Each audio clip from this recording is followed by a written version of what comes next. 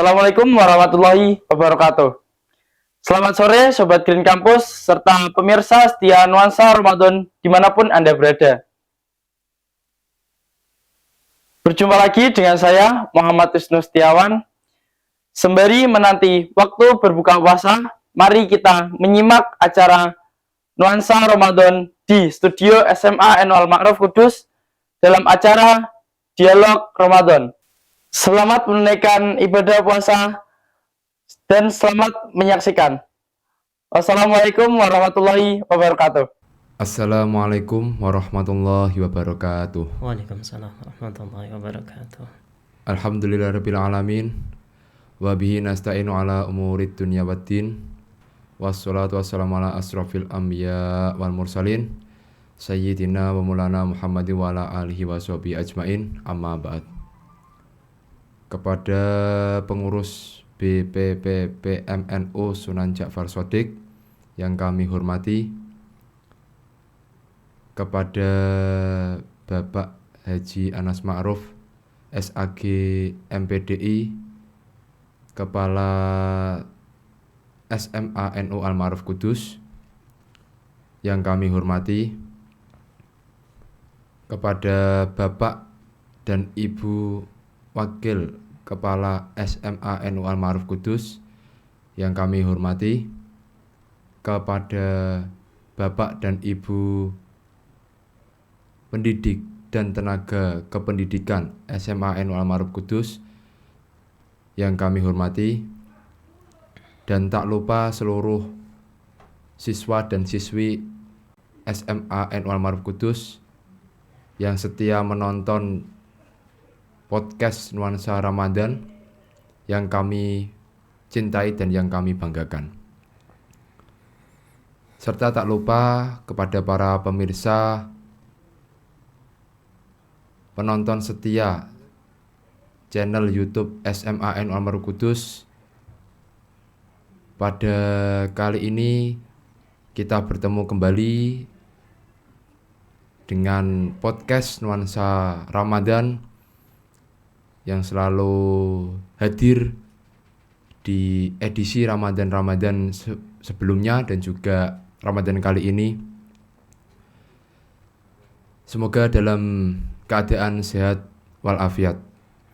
Amin. Sebelum kita mulai podcast pada hari ini, perkenalkan saya Mikda Maulana selaku moderator. Dan tentunya saya selaku moderator tidak akan sendiri. Nanti pada podcast kali ini akan ditemani oleh beliau Bapak Haji Agus Salim LC MPD. Beliau merupakan guru bahasa Arab, mungkin sangat populer di kalangan siswa dan siswi SMA NU Al-Ma'ruf Kudus. Tema yang akan kita bahas pada sore hari ini di puasa Ramadan kali ini yaitu tentang keutamaan bulan Ramadan. Mungkin dari kebanyakan pemirsa sudah tahu bahwasanya bulan Ramadan adalah bulan yang sangat mulia, bulan yang bisa dikatakan bulan suci untuk umat Islam dan juga bulan untuk meningkatkan amal ibadah. Dan nanti lebih jelasnya dan lebih lanjutnya nanti akan disampaikan oleh beliau Bapak Haji Agus Salim LC MPD. Sebelum kita mulai, mungkin saya akan menyapa terlebih dahulu Bapak Haji Agus Salim LC. Bagaimana kabarnya? Alhamdulillah. Ya, ini mungkin akan dibahas secara rinci oleh beliau terkait tadi tema tentang keutamaan puasa Ramadan. Mungkin bisa langsung saja. Untuk yang pertama, ada sesuatu hal yang mungkin apa sih sebenarnya Ramadan itu? Mungkin yang pertama adalah terkait definisi pengertian Ramadan menurut Bapak Haji Agus Salim itu seperti apa? Terima kasih Pak Mikdam yang telah memberikan waktu pada kami. Assalamualaikum warahmatullahi wabarakatuh. Bismillah, alhamdulillah, wassalatu wassalamu ala rasulillah Muhammad ibn Abdillah wa ala alihi wa sahbihi wa mawalah. La hawla wa la quwata illa billah, amma ba'd. Ini host kita pada sore hari ini, Mas Mikdam. Bagaimana kabarnya nih? Alhamdulillah, sehat. Sehat semuanya nih. Alhamdulillah. Gimana dengan puasanya nih? Alhamdulillah ya, mungkin Lancar. Lancar. Alhamdulillah. Para pemirsa semuanya, tadi di awal sudah ditanyakan bahwasanya apa definisi dari Ramadan itu sendiri. Seperti kita ketahui, puasa Ramadan ini merupakan rukun dari salah satu rukun Islam, merupakan kewajiban yang diwajibkan kepada kaum muslimin dari Allah Subhanahu wa taala sesuai firman-Nya, ya ayyuhalladzina amanu kutiba alaikumusshiyam kama kutiba alal ladzina min qablikum la'allakum tattaqun. Wahai orang-orang yang beriman, telah diwajibkan kepada kalian semuanya sebagaimana diwajibkan kepada umat sebelumnya untuk melakukan puasa agar supaya kalian menjadi orang-orang yang bertakwa. Ini berarti sesuatu hal yang sangat agung dan sangat luar biasa. Puasa itu dilihat kalau dari segi bahasanya itu mutlaqul imsak. Ya, atau dalam artian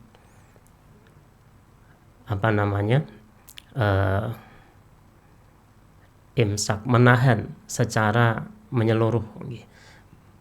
Menahan, kata menahan ini banyak sekali ya. Menahan, bisa hawa nafsu, bisa menahan dari ucapan yang buruk, atau menahan keinginan yang kurang pas. Itu mutlaqul imsak secara mutlak ya, secara mutlak ya. Sebagaimana dalam Al-Quran dikatakan tentang cerita Sayyidatina Maryam, beliau pada saat setelah melahirkan Nabi Isa alaihissalam, beliau itu mengucapkan inni nadartu lirrahmani sawma falan ukallimal yawma insiya. Saya bernadar tidak akan berkata kepada siapapun. Ini maksudnya beliau tidak akan ngomong dan beliau berdiam.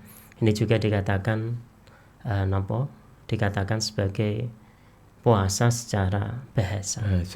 Adapun secara istilah, puasa itu sendiri merupakan suatu hal imsakul muslim al-balik al-aqil, menahannya seorang muslim yang sudah balik, dia berakal, anjami'il muftirat, dari hal-hal yang membatalkan, dari terbitnya fajar shadiq hingga terbenamnya matahari, dan dibarengi dengan adanya niat dari malam hari, dan menggunakan syarat-syarat tertentu. Nah, ini namanya puasa secara istilah. Ya, tentunya puasa ini merupakan suatu kewajiban yang sangat luar biasa, Mas Mikdam. Termasuk salah satu rukun Islam. Iya, salah satu rukun Islam. Mungkin kenapa mungkin masih jadi pertanyaan secara umum. Kalau kita melihat tadi bahwasanya tadi adalah menahan. Iya.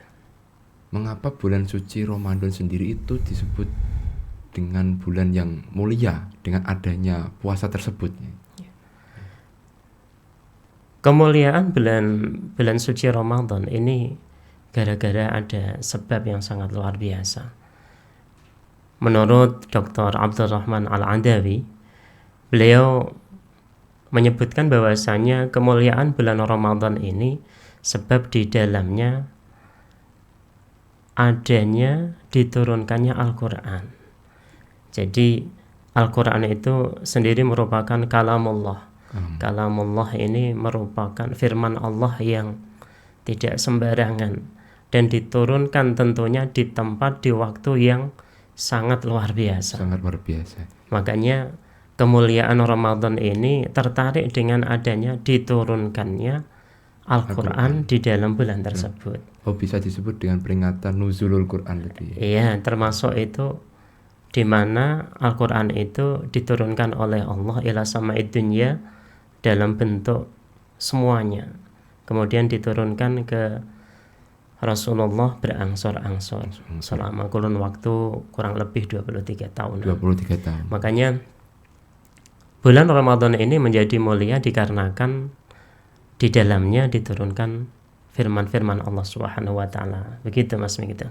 Oh, jadi bisa dikatakan orang yang berpuasa di bulan suci Ramadan itu sudah melaksanakan syarat rukun Islam yang keempat dan juga sudah mengikuti bahwasanya ada peristiwa besar di dalam bulan suci Ramadan, yaitu tadi diturunkannya Al-Quran. Iya betul, itu diantaranya. Makanya di dalam firman Allah itu syahrul Ramadan alladzi unzila fihi al-Qur'an hudan linnas wa bayyinatin minal huda wal furqan. Itu diantara dalilnya. Kemudian inna anzalnahu fi lailatul qadr, inna anzalnahu fi lailatin mubarakah. Itu banyak sekali. Makanya keberkahan Ramadan itu dikarenakan diantaranya di dalamnya diturunkannya Al-Quran oleh Allah Subhanahu wa Ta'ala. Makanya diantara ibadah-ibadah yang sangat luar biasa di dalam Ramadan itu sendiri itu adalah membaca Al-Quran. Membaca Al-Quran. Kalau puasa jelas itu merupakan kewajiban. Tapi kalau Al-Qurannya itu yang Jadi titik tekannya, keutamaan ya. yang sangat luar biasa di dalam bulan Ramadan tersebut. Gitu. Mungkin kalau tadi di balik puasa Ramadan di bulan suci Ramadan itu terdapat hikmah. Kira-kira apa hikmah yang ada di balik puasa Ramadan tersebut, ya? Hikmah yang terkandung di dalam puasa Ramadan itu banyak sekali, Mas. Di antaranya adalah orang puasa itu menahan dari makanan, minuman dari fajar shadiq hingga terbenamnya matahari. Ini dibutuhkan kesabaran yang sangat luar biasa. Luar biasa, ya. Nggak mungkin orang itu kalau nggak sabar kemudian puasa itu kayak nggak mungkin gitu. Makanya puasa itu membentuk seseorang menjadi orang yang sabar. Ini melatih kesabaran seseorang. Yang kedua, termasuk hikmah dari puasa itu sendiri adalah menerapkan diri ini menjadi orang yang amanah. Amanah dan selalu muraqabatullah, melihat keagungan Allah. Allah melihat kita. Karena apa? Kok nggak amanah? Coba sekarang kita lihat dari fajar kita meninggalkan makanan minuman. Padahal seandainya kita makan sambil ngumpet ngumpet misalnya atau minum di dalam kamar, istri kita, anak kita atau tetangga kita nggak ada yang tahu. Betul. Tapi di sana tetap Allah mengetahui kita. Tersebut, ya. Sampai seandainya kita berwudu di waktu duhur misalnya, kita berkumur sambil minum juga kita nggak tahu ya di sana. Makanya ini termasuk pelajaran selain sabar itu ada amanah, amanah Allah yang sudah diberikan kepada kita untuk melaksanakan puasa itu sendiri. Seperti tanggung jawab. Tanggung jawab yang sangat luar biasa terhadap diri kita sendiri dan merasa selalu termonitoring oleh Allah Subhanahu wa Ta'ala. Termasuk puasa Ramadan ini hikmahnya adalah menggerakkan hati kita menjadi orang yang empati kepada siapapun.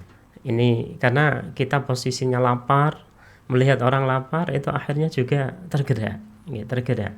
Makanya di antara hikmah puasa itu adalah melatih orang kaya bisa merasakan bagaimana laparnya orang-orang yang miskin, orang-orang yang membutuhkan bantuan, kekurangan seperti itu. Itu diantara beberapa hikmah yang sangat luar biasa. Terutama yang berikutnya itu mengekang hawa nafsu kita. Termasuk Nggih. yang paling besar mungkin. Paling besar itu mengekang hawa nafsu kita, sebab nafsu ini bagi manusia itu merupakan musuh yang sangat luar biasa. Luar biasa. Makanya pada saat perang Badar itu para sahabat pulang mengatakan, ya Rasulullah, kita ini pulang dari perang yang sangat besar, ya. Musuh yang begitu dahsyatnya. Akhirnya Rasulullah mengatakan, inna a'da yang intinya musuh yang paling besar itu adalah ma baina jambaika, musuh yang berada di antara dua lambung Anda. Inna a'da aduwaka ma baina jambaika. Sesungguhnya musuh yang sangat kuat, yang sangat dahsyat itu adalah di antara dua lambung kita sendiri, ya kan nafsu kita. Sebab manusia itu bawaannya ya memang seperti itu, punya keinginan yang banyak, yang harus dipenuhi. Lah ini di dalam puasa itu sendiri akhirnya nafsu terkekang, dilatih agar supaya bisa dikendalikan dengan baik. Ini merupakan beberapa hikmah yang ada di dalam bulan puasa itu sendiri. Oke.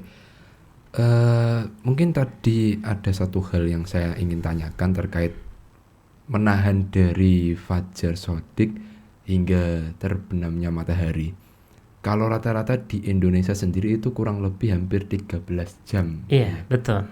Mungkin ya Gus Salim pernah mempunyai pengalaman tersendiri untuk puasa selain di jam itu atau bagaimana ya? Begini Mas, pada saat misalnya kita kan berada di kawasan tropik ya, tropis yang antara siang dan malamnya hampir imbang. Tapi kalau di subtropik ya, seperti kawasan Libya, Mesir, itu kawasan subtropik. Itu kalau pas musim dingin kebetulan itu puasanya lebih pendek. Kalau siangnya lebih pendek. Siangnya malah lebih pendek. Lebih pendek, enggak sampai 13 jam. Bisa jadi mungkin 11 jam lebih sedikit. Malah lebih pendek, lebih singkat. Tapi gantian kalau musim panas itu puasanya bisa mencapai 14 jam. Jadi siangnya agak lebih panjang seperti itu. Jadi satu daerah dengan daerah yang lain ya mungkin seperti itu kejadiannya. Ada lebih panjang, ada yang lebih pendek sesuai dengan daerahnya masing-masing. Sesuai iklim. Termasuk iklimnya tadi, Mas. Okay. Kita kan berada di di tropis tadi, kawasan tropis. Jadinya antara siang dan malam semuanya imbang seperti itu. Tapi alhamdulillah untuk keadaan Indonesia secara umum itu kita puasa di musim panas atau musim hujan kayaknya nyaman-nyaman aja di sini. Malah lebih nyaman. Musim hujan ya.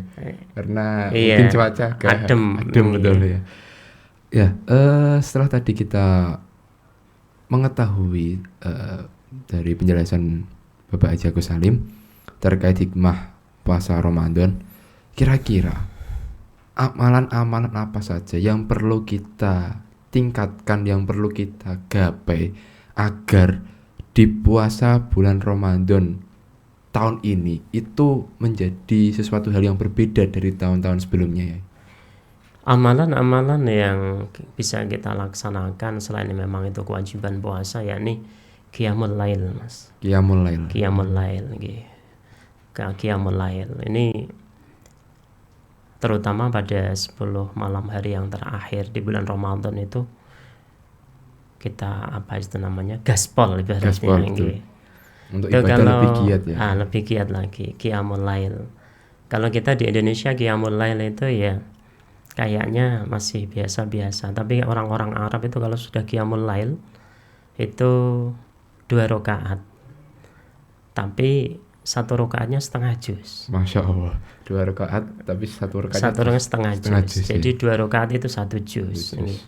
Atau 1 rakaatnya itu 1/4 juz. Satu rakaat seperempat Nggih, juz. seperempat juz. Mungkin 2 rakaatnya seperempat juz, berarti 2 rakaat sholat tahajud atau qiyamul lail itu apa namanya, bisa setengah juz. Nggih.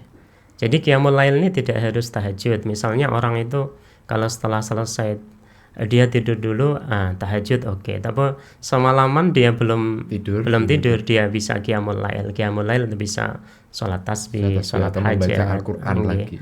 Seperti sholat-sholat sunnah yang lain itu bisa masuk kategori qiyamul lail. Nggih, qiyamul lail. Ya mungkin Yang kedua diantaranya adalah memperbanyak berdoa. Nggih, memperbanyak doa kepada Allah Subhanahu wa taala, nggih. Sebab Allah sendiri berfirman, wa idza sa'alaka ibadi anni fa inni qarib ujibu da'watad da'i idza da'an falyastajibu li wal yu'minu bi la'allahum yarshudun. Ini merupakan perintah yang sangat luar biasa. Doa. Karena doa ini merupakan hal yang istimewa buat umat Muhammad sallallahu alaihi wasallam. Kita sebagai hamba berarti berdoa tadi. Kita harus memohon, banyak memohon kepada Allah Subhanahu wa taala, karena Ramadan ini merupakan musim-musim istimewa, musim-musim istimewa yang sangat luar biasa. Sayang kalau kita kita hanya begitu saja, nggak memperbanyak doa kepada Allah Subhanahu wa taala.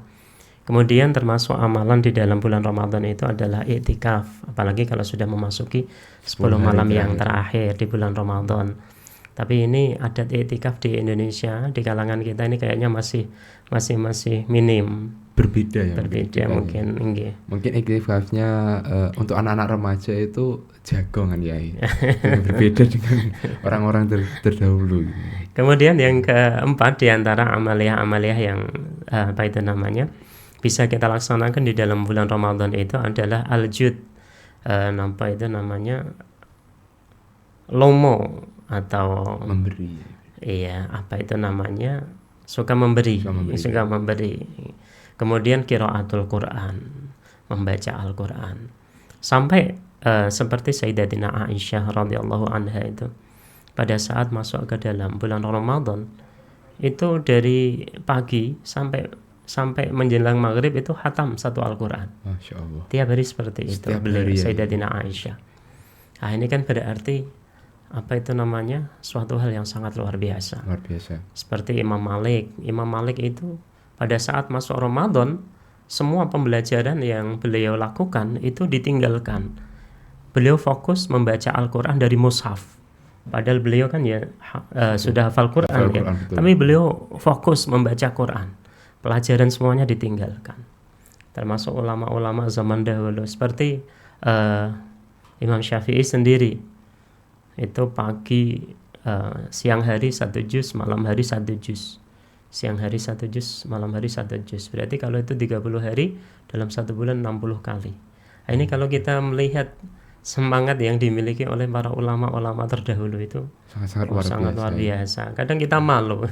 Kita ya Allah, sok-sok sibuk kadang. Kadang-kadang sok-sok sibuk. Akhirnya Al-Quran pun nggak bisa terpegang. Ini kayak kita seperti itu. Kemudian umroh Ramadan ini termasuk amalan-amalan yang bisa dilakukan. Kemudian yang paling penting itu adalah meninggalkan ghibah, namimah, kemaksiatan, ngerasani wong, adu-adu itu. Kemudian kemaksiatan. Ini naudzubillah min dzalik. Semoga kita semuanya dan anak-anak para permisa semuanya, terutama siswa-siswi NU Al-Ma'ruf Kudus selalu dijaga oleh Allah Subhanahu wa taala untuk menjauhi ghibah, namimah dan kemaksiatan. Kemudian diantaranya juga adalah it'amut ta'am, memberi makanan kepada orang-orang yang membutuhkan. Jadi banyak sekali amal soleh yang bisa kita kerjakan di dalam bulan Ramadan itu sendiri. Nah, itu beberapa gambaran amaliyah yang bisa kita lakukan di dalam bulan Ramadan. Oke, amalan-amalan sudah panjenengan terangkan nih.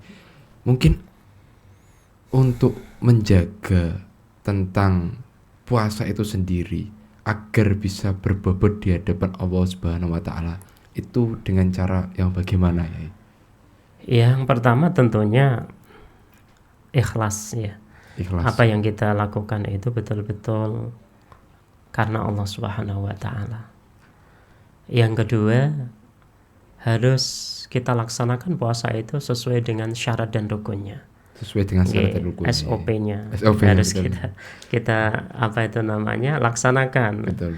Kalau tidak ya sama halnya. Makanya banyak sekali orang itu puasa hanya mendapatkan lapar, dahaga, tidak mendapatkan apa-apa. Karena itu tadi. Yang berikutnya jauhi itu namanya riba, seperti yang sudah kita Masuk sampaikan halnya tadi, maksiat ya, kemaksiatan, namimah ini betul-betul harus dijauhi, agar supaya puasa kita itu betul-betul berkualitas. Nah itu diantaranya agar supaya puasa kita itu betul-betul kualitas, Mas, berkualitas dan bernilai pahala di sisi Allah Subhanahu wa taala.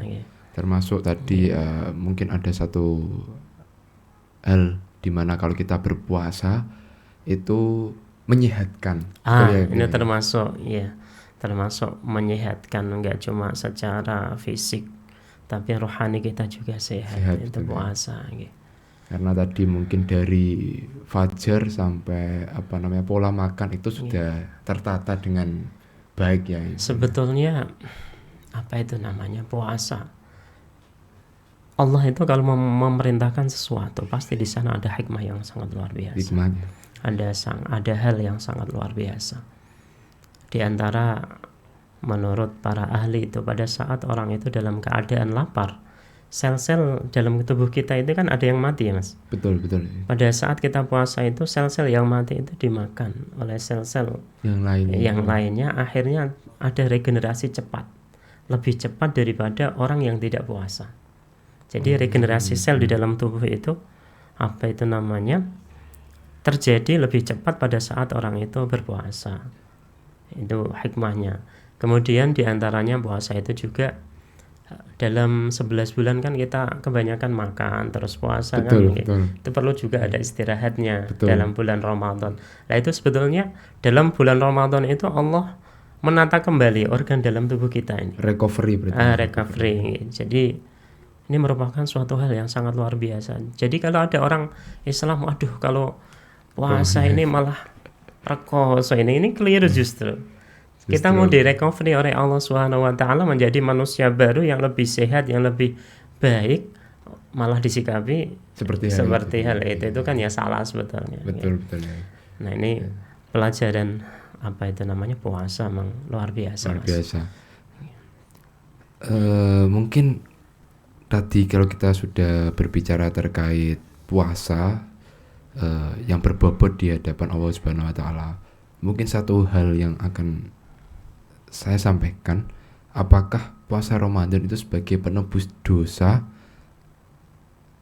hingga datangnya Ramadan berikutnya ya? Iya. Itu al-jumu'atu ilal jumu'ati kafarah. Bagi seorang muslim antara Jum'ah dengan Jum'ah itu merupakan penebusan dosa. Dosa di antara Jumat itu diampuni oleh Allah Subhanahu wa taala. Dalam al-umrah ilal umrah kafarah. Umrah yang orang muslim kemudian beliau umrah lagi, ini juga ada penebusan. Itu semua dosanya diampuni oleh Allah Subhanahu wa taala, termasuk Ramadan ila Ramadan kafarah juga. Itu juga diampuni oleh Allah Subhanahu wa taala. Makanya sebetulnya umat Nabi Muhammad sallallahu alaihi wasallam ini merupakan umat-umat yang istimewa. Ya. Istimewanya diantaranya kalau orang ini berjalan sesuai real yang ditentukan oleh Allah dan Rasulnya, itu meninggal gak punya dosa, Mas, kayaknya, Mas. Gak punya dosa dalam keadaan bersih. Kalau apapun itu yang diperintahkan oleh Allah dilaksanakan dengan baik, itu kayaknya mati itu gak bawa dosa sama sekali, kayak bayi yang baru dilahirkan dari rahim seorang ibu, kembali suci. Contoh kan ada, barang siapa membaca la ilaha illallah wahdahu la syarikalah lahul mulku wa lahul hamdu yuhyi wa yumiitu wa ala kulli syai'in qadir 3 kali, meskipun dosanya seperti gunung, seperti butiran debu yang berada di bumi ini, buih di lautan akan hilang gara-gara membaca itu. Berarti kan suatu hal yang dahsyat, luar biasa. Itu baru kalimat itu aja, apalagi puasa Ramadan. Ada lagi, barang siapa membaca ayat kursi setelah sholat, antara dia dengan surga tidak ada batas kecuali kematian. Berarti kan pada saat kok baca itu kemudian meninggal, otomatis luar biasa. Itu ada hikmahnya tersendiri. Itu sunnah padahal ya. Betul. Apalagi kalau yang wajib kita lakukan.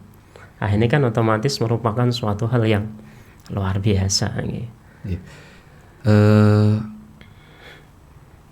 Yang disampaikan oleh beliau Bapak Haji Agus Salim ini sebagai pengingat kita agar supaya dalam berpuasa Ramadan kali ini kita semakin giat, semakin kuat dan juga tambah semangatnya. Amin. Mungkin itu mungkin dari Bapak Haji Agus Salim ada pesan untuk para pemirsa dan juga siswa dan siswi SMA Anwar Kudus. Oke. Dipersilakan. Beberapa pesan ya, ini ya khususnya untuk diri saya sendiri ya. Mari kita laksanakan puasa ini dengan sebaik mungkin, karena kita masih diberi kesempatan oleh Allah Subhanahu wa taala untuk berjumpa dengan Ramadan 1445 Hijriah. Karena banyak dari teman-teman kita, tetangga-tetangga kita yang sudah mendahului kita. Betul. Padahal beliau tanpa sakit, nggak taunya wafat.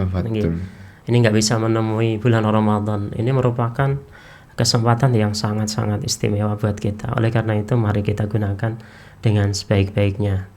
Berikutnya, usahakan kita bisa berbuka puasa dengan keluarga. Bahasa sekarang mungkin itu lebih nikmat nih. Daripada kita melaksanakan buka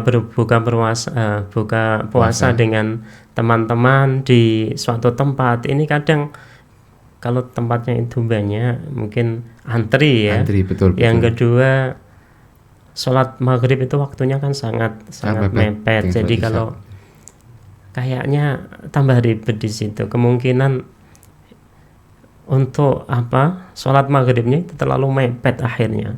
Belum lagi khawatirnya sholat isyanya akhirnya nggak jamaah juga, sholat tarawihnya hilang. Ini kan ya sayang sekali. Oleh karena itu khusus untuk khusus untuk siswa-siswi Al-Ma'ruf ini bukannya bisa bersama keluarga di rumah, itu lebih syahdu, lebih nikmat. Betul. Yang ketiga dari pesan saya di sini, saya nukil ada perkataan dari seorang ulama, ada 6 hal yang membuat iman seorang itu menjadi sempurna, Mas. Yang pertama, kita lu'a'da'illahi bisayf, membunuh musuh-musuh Allah dengan pedang. Ini kalau memang dalam posisinya perang ya. Betul. Dalam posisinya perang. Kemudian wasyamus fis sayf, puasa di waktu musim panas. Seperti saya katakan tadi, waktu musim panas itu siangnya lebih panjang daripada malamnya. Tapi kalau musim dingin itu kebalikan. Malamnya lebih panjang, siangnya lebih pendek. Makanya itu merupakan tantangan sendiri. Seperti saya sampaikan tadi, bahwasanya kalau di Indonesia ini cuacanya sedang ya. Kalau di sana sudah mencapai 45 derajat Celcius, itu bisa bayangin kayak apa ya puasanya. Makanya di situ merupakan amalan yang bisa menyempurnakan iman, itu sangat luar biasa. Kemudian wa isbaghul wudu fil yaumil barid, menyempurnakan wudu pada saat hawa-hawa itu dingin. Apalagi seperti di pegunungan. Kayak Bromo itu, Mas. Betul. Orang itu bisa wudu dengan baik, dengan sempurna, itu merupakan suatu hal yang luar biasa. Kemudian wa tabkir ila sholati fil yaumil matir. Kita bergegas menuju ke tempat sholat pada saat pagi hari, sholat subuh utamanya. Dalam posisi hujan. Sholat subuh dalam hujan. Pagi hari kita dalam posisi hujan masih berusaha untuk berjamaah. Ini merupakan suatu hal yang istimewa. Kemudian watarkul jidali wal mira'i wal haqqu ma'ahu. kita nggak usah lah banyak berdebat dengan siapapun, meskipun kita dalam posisi benar. Kita kan kadang pengen ada orang ngomong-ngomong gini, wah itu salah, harus saya debat ini biar sekalian untuk memperlihatkan kita itu benar. Nggak usah seperti itu. Nah, ini merupakan nafsu tadi, salah satunya itu. untuk ngerem agar supaya kita ini nggak seperti itu. Meskipun kita benar posisinya, meladung itu kalau bisa nggak usah lah kayak gitu. Lebih baik diam seperti itu. Kemudian yang keenam, as-sabru 'alal musibah. Ini ya juga kesabaran dalam menghadapi musibah, ini suatu hal yang luar biasa, termasuk kesabaran dalam melaksanakan puasa. Ini dibutuhkan kesabaran yang luar biasa. Nah, itu mungkin perbincangan kita pada sore hari ini Mas ya, karena keterbatasan waktu. Untuk pemirsa juga sudah mau mendekati waktu berbuka puasa. Kepada pemirsa channel YouTube SMA Al Qudus, terima kasih atas waktunya. Kita di sini telah mendengarkan pesan dari beliau tadi, termasuk dari pengertian puasa dari awal hingga sampai pada bagaimana cara berpuasa yang berbobot. Ini memang pembelajaran yang sangat luar biasa. Dengan luar biasanya lagi kita bisa menjalankan itu dengan bersabar. Yang kedua yang kedua dengan penuh semangat. Terima kasih Bapak Haji Agus Salim atas waktunya, telah memberikan sedikit harapan kepada kita semua untuk bisa melaksanakan puasa Ramadan ini dengan cara-cara yang baik dan juga bisa untuk diperbaiki dari bulan suci Ramadan kemarin. Kepada seluruh pemirsa, mungkin itu yang dapat kami sampaikan. Kurang lebihnya mohon maaf apabila ada tutur kata yang salah. Sekian.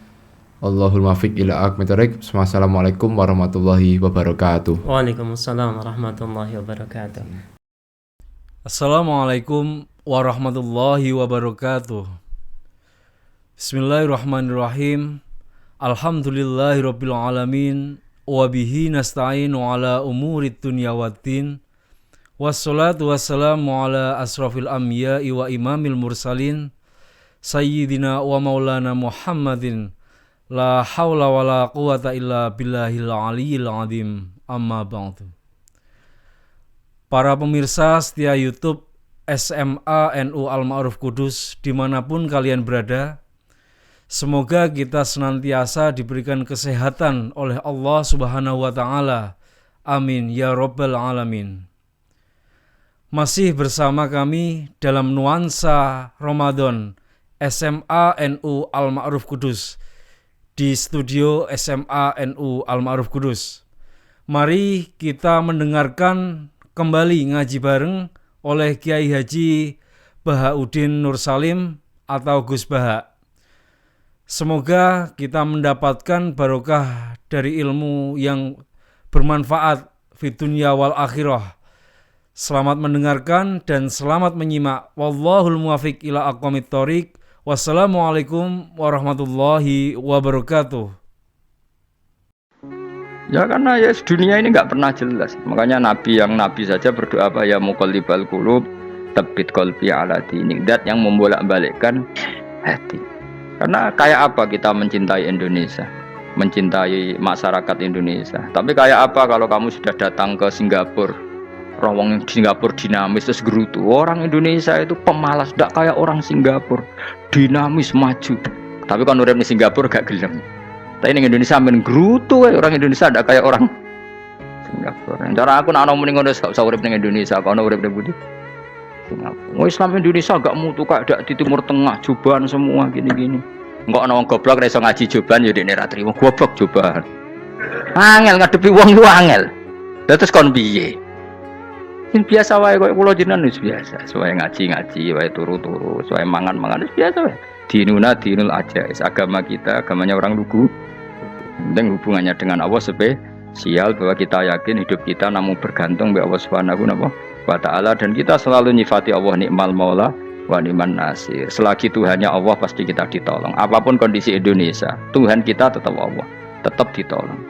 Kita pernah keluar dari penjajahan Belanda, tragedi PKI, ya apa saja problem kita pernah keluar karena Allah Tuhan kita nikmal maula wa ni'man nasir. Sudah, iktimatnya sama Allah, jangan pada yang lain. Yang lainnya itu hanya aturan bernegara saja. Kita butuh presiden, butuh macam-macam, itu aturan bernegara. Tapi kesejahteraan kita tetap Allah nikmal maula. Karena kalau Allah yang nggak berkenan, Jawa dihilangkan lewat ekuifaksi selesai. Atau meteor satu jatuh selesai. Makanya Allah selalu mensifati dirinya, saya yang memegang langit bumi, saya yang mengatur langit bumi. Beberapa benda langit nggak jatuh ke bumi karena saya, kata Allah. Inna Allaha yumsikus samawati wal ardo antazula wala inzalata in amsakahuma min ahadim min ba'di. Kalau sistem alam langit itu hancur, semuanya tapi kita enggak. Kadang-kadang membayangkan dunia enggak hancur itu kalau kestabilan negara. Negara tak stabil, kalau alam enggak stabil mau apa? Semuanya enggak koruptor, semuanya adil, tapi diguncang gempa tetap selesai. Diundang faksi tetap selesai. Makanya Allah selalu mengingatkan kita, aamintum manfis sama ayakhsifa bihumul ardo fa idza hiya tamur. Kenapa kamu merasa aman di bumi? Bumi ini setiap saat bisa likuifaksi, kata Allah. Karena bumi itu dzatis sodq, potensinya pecah. Tapi kalau kita ingat gitu kan akhirnya bergantung sama Allah sambil bernegara secara benar, bertetangga secara benar. Susahnya apa sih hidup benar? Wong hidup benar itu nikmat. Kulo mboten nate urip susah. Ngerti masalah sing pangeran Gusti iki wae jenengan ya sudah selesai. Jadi nak tahlilan ojo ngrameni tok, dijiwai nikmal maula. Nikmat itu sebaik-baiknya, nikmat itu sebaik-baiknya. Artinya kita selagi punya Tuhan itu pasti nasib kita ya sebaik-baiknya.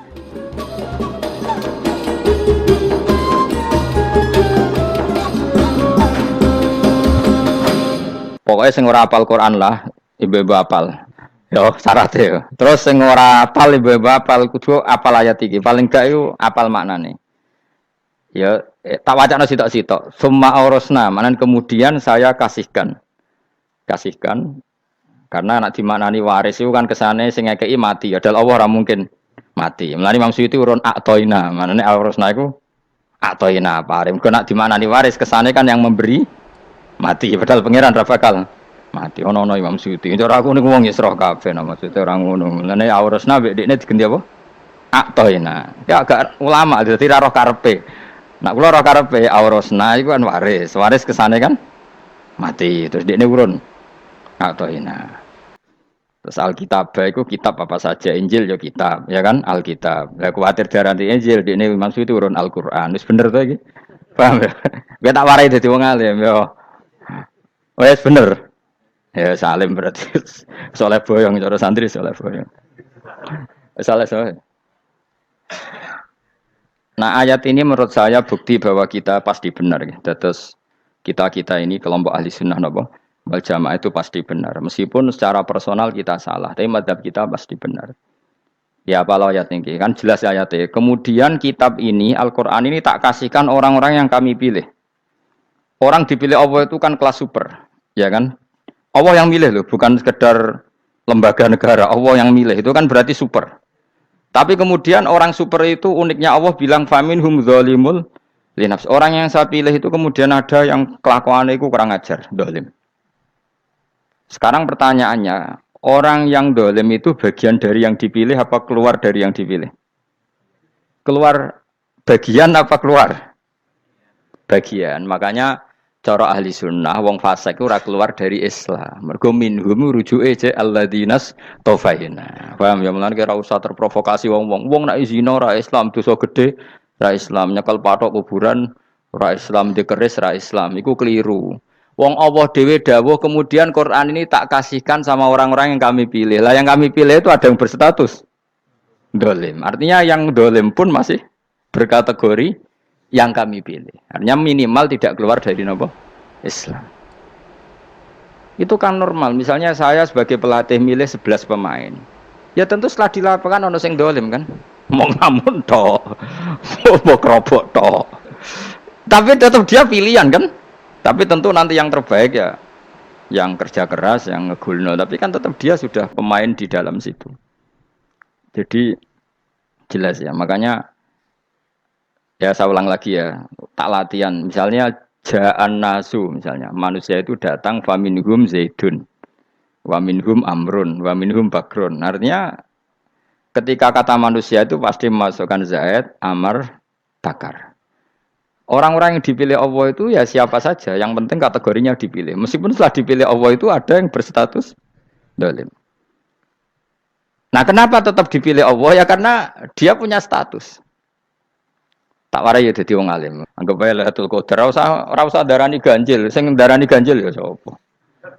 Aneh-aneh. Lailatul Qadar ya mulai tanggal 1 Ramadan. Malah ulama darani mulai ruwah. Iso wis ruwah wingi. Oh, kalau sering tau Lailatul Qadar ya kadang mulut, kadang Dzulhijjah. Kalau kan jenisnya on time. Kayak wong melarat, dene dhuwit pedak untuk THR. Nah, wong marang pangeran ya sawal selo besar ya untuk napa? Lailatul Qadar. Mergo Lailatul Qadar iku malam diturunane Quran. Quran itu turun Ramadan tok apa tahu Sawal ya? Sawal ya tahu, Dzulhijjah tahu. Dzulhijjah tahu. Bolak-balik al-yauma akmaltu lakum turun apa? Bulan apa?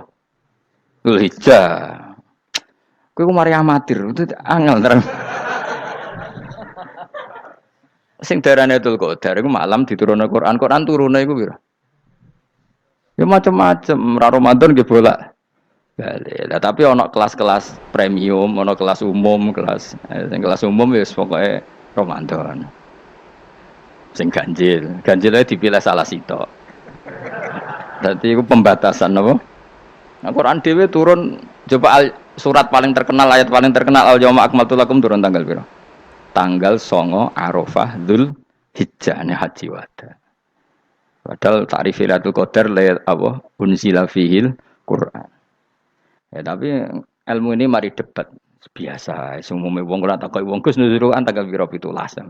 Lailatul Qadar tanggal 21. Ya jare nuzulul Quran yo pas Lailatul Qadar. Wong-wong lak muni bingung nang wong. Nah aku sing ra bingung. Lho kowe ora tau mikir jajal. Nuzulul Quran sing resmi ning kitab-kitab tanggal pira?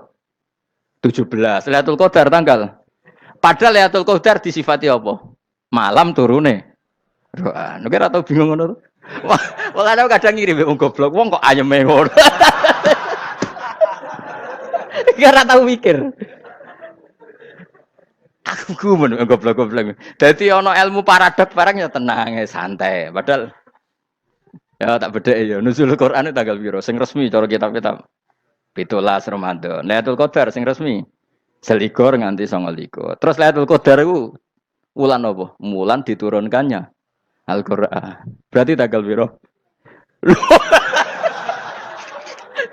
Bocah dijak pinter ya kan inna anzalnahu fi lailatul qadar. Saya tak kok. Nuzul Quran tanggal piro? 17. Lailatul Qadar. Seliko.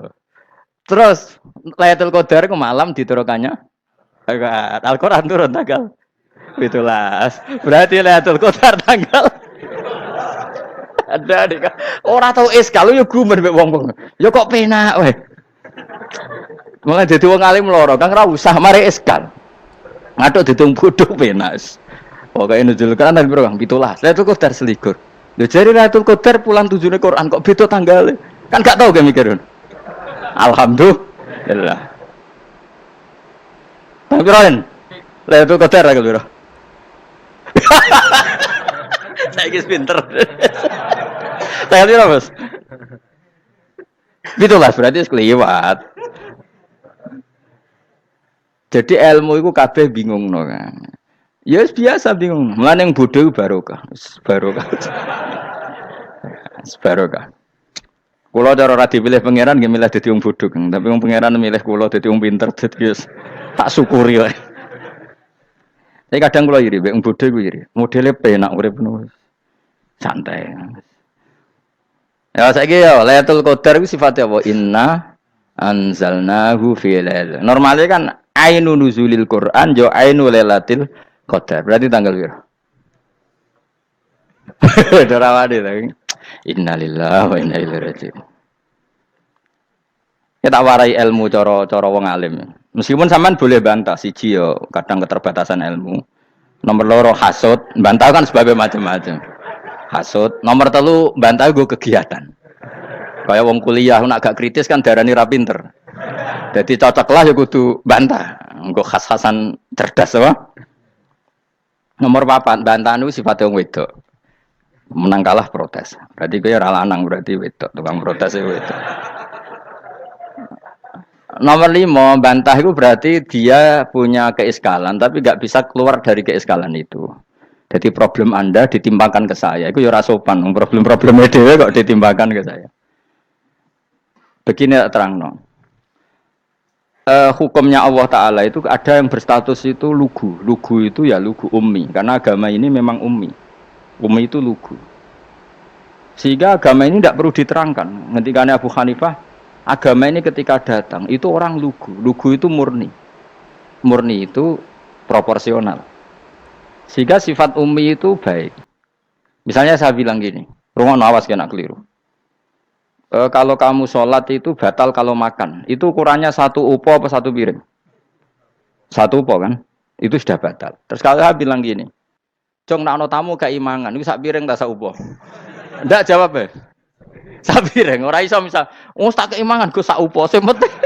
Nah, lalu Anda ditanya gini, lalu definisi makan itu apa? Memasukkan 1 piring ke mulut, apa 1 upo ke mulut? Dalam bab sholat, 1 upo ke mulut itu makan. Tapi dalam bab hormat tamu itu 1 piring. Setuju ya? Tak warai pinter kayak. Ayo tak warai ya. Wes setuju ya? Wes pinter. Lo jawab wes pinter. Urung. Lailatul Qadar ya ngono. Misalnya Lailatul Qadar menjadi super karena ada sesuatu yang super turun, yaitu Lailatul Quran. Jadi menjadi super karena yang turun adalah sesuatu yang super, dan itu artinya tanggal. Loh, sama nih aku cek. Iku utek tanggal 21 kabeh sing ngaji ning kene. Wes jelas inna anzalnahu fi lailatul qadar. Huruju ning ndi? Quran kan?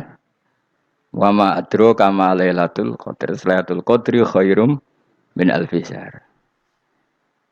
Makanya Lailatul Qadar itu ya bisa saja tanggal 1 kemarin sudah kelewat. Mbok entah ini jebelis baris dada. Atau mungkin Sa'ban. Jadi perdebatan ulama tentang Lailatul Qadar. Malah ada wali yang bilang saya tiap hari mendapat Lailatul Qadar. Nah, itu malah ra kelas meneh, malah pusing, malah napa? Pusing. Udah gak usah mikir itu. Jadi hukumnya Allah itu ada 2. Ada hukum itu lugu dan ini bagus. Makanya saya itu kenangan saya terbaik dalam membela Allah dan Rasul. Saya ulang lagi, kenangan saya terbaik dalam membela Allah dan Rasul itu masalah faraid. Dulu mungkin banyak yang ingat lah ketika tahun berapa lupa saya, tapi ada seorang menteri dan pakar Islam menggulirkan isu hak waris itu sama, lelaki dan perempuan sama, alasannya karena perempuan sekarang kerja. Jadi gara-gara kesamaan gender kemudian mereka ingin bagi waris itu apa? Sama lidzakari bisuhadil unsain itu ditentang. Gerakan itu pernah menguat, termasuk yang bisa dengan tanda kutip bisa menghentikan gerakan itu termasuk itu saya. Yang punya pikiran gitu tak parani, tak tantang begini. Saya bilang gini, Anda ngomong ini itu karena pinter apa karena tren? Tak tanya, ya karena pinter. Saya ini kan orangnya keren, punya kepangkatan jos lah.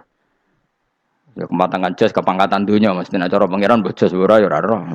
Cara ukuran dunia itu jos lah. Tak tanya, saya itu Pak Ba, termasuk yang setuju gerakan kesamaan gender. Dulu kan lelaki perempuan itu beda sekali karena lelaki kerja perempuan tidak. Sekarang sama-sama kerja maka warisnya harus sama. Terus saya tanya gini, lalu penyebab warisan itu kerja apa lelaki? Dia jawab kerja. Dia nggak ngerti kalau ngadepin saya. Saya ini kan orang alim yang biasa belajar mantek. Dia ini roh nak aku ngalim. Sembrono ya jadi ini. Ketika tak tanya gini, lalu misalnya saya punya anak, yang anak saya putri itu direktur BUMN atau direktur bank atau direktur PT besar. Kemudian anak lelaki saya idiot, goblok. Warisannya dikasihkan siapa? Kalau kerja adalah alasan dapat warisan, berarti anak saya perempuan itu yang dapat warisan dong. Anak saya lelaki kan idiot, nggak kerja. Lalu warisan itu berdasar prestasi apa empati? Kalau berdasar prestasi malah Anda ini aneh. sudah kerja direktur BUMN hanya karena dia kerja dia dapat warisan karena Anda bilang asbabul irsi adalah kerja. Kalau saya bilang karena empati saya juga gak fair. Yang kerja juga butuh modal gak saya warisi, tapi yang idiot tak warisi karena warisan berdasar empati. Lalu Anda milih mana? Bingung deh. Sampai dia ikrar, saya belum pernah mendapat perlawanan seperti ini karena Anda ngomong sama orang-orang goblok kata saya. Terus saya bilang, saya ini ngaji Wahab khatam berkali-kali. Anda mungkin baca kitab Wahab itu hanya terjemah. Maka menurut Islam yang menjadi hak waris itu sebabnya zukurah wal unasah, kelelakian menjadi dapat 2 bagian, keperempuanan menjadi 1 bagian, dan itu Islam tidak mau urusan dengan prestasi maupun empati, mujarrodul zukurah dan mujarrodul unusah. Sehingga dengan seperti ini tuh Islam nggak ribet. Coba kalau kamu pakai ilatul hukmi, pakai cara berpikir logika, malah ruwet karena tadi kalau kesamaan gender itu karena perempuan kerja, lalu misalnya yang lelaki idiot misalnya atau pengangguran, warisan kamu kasihkan siapa? Kalau kerja itu menjadi alasan hukum, kamu kasihkan yang perempuan kan? Aneh enggak? Yang sudah kerja malah kamu kasih warisan yang nganggur? Enggak.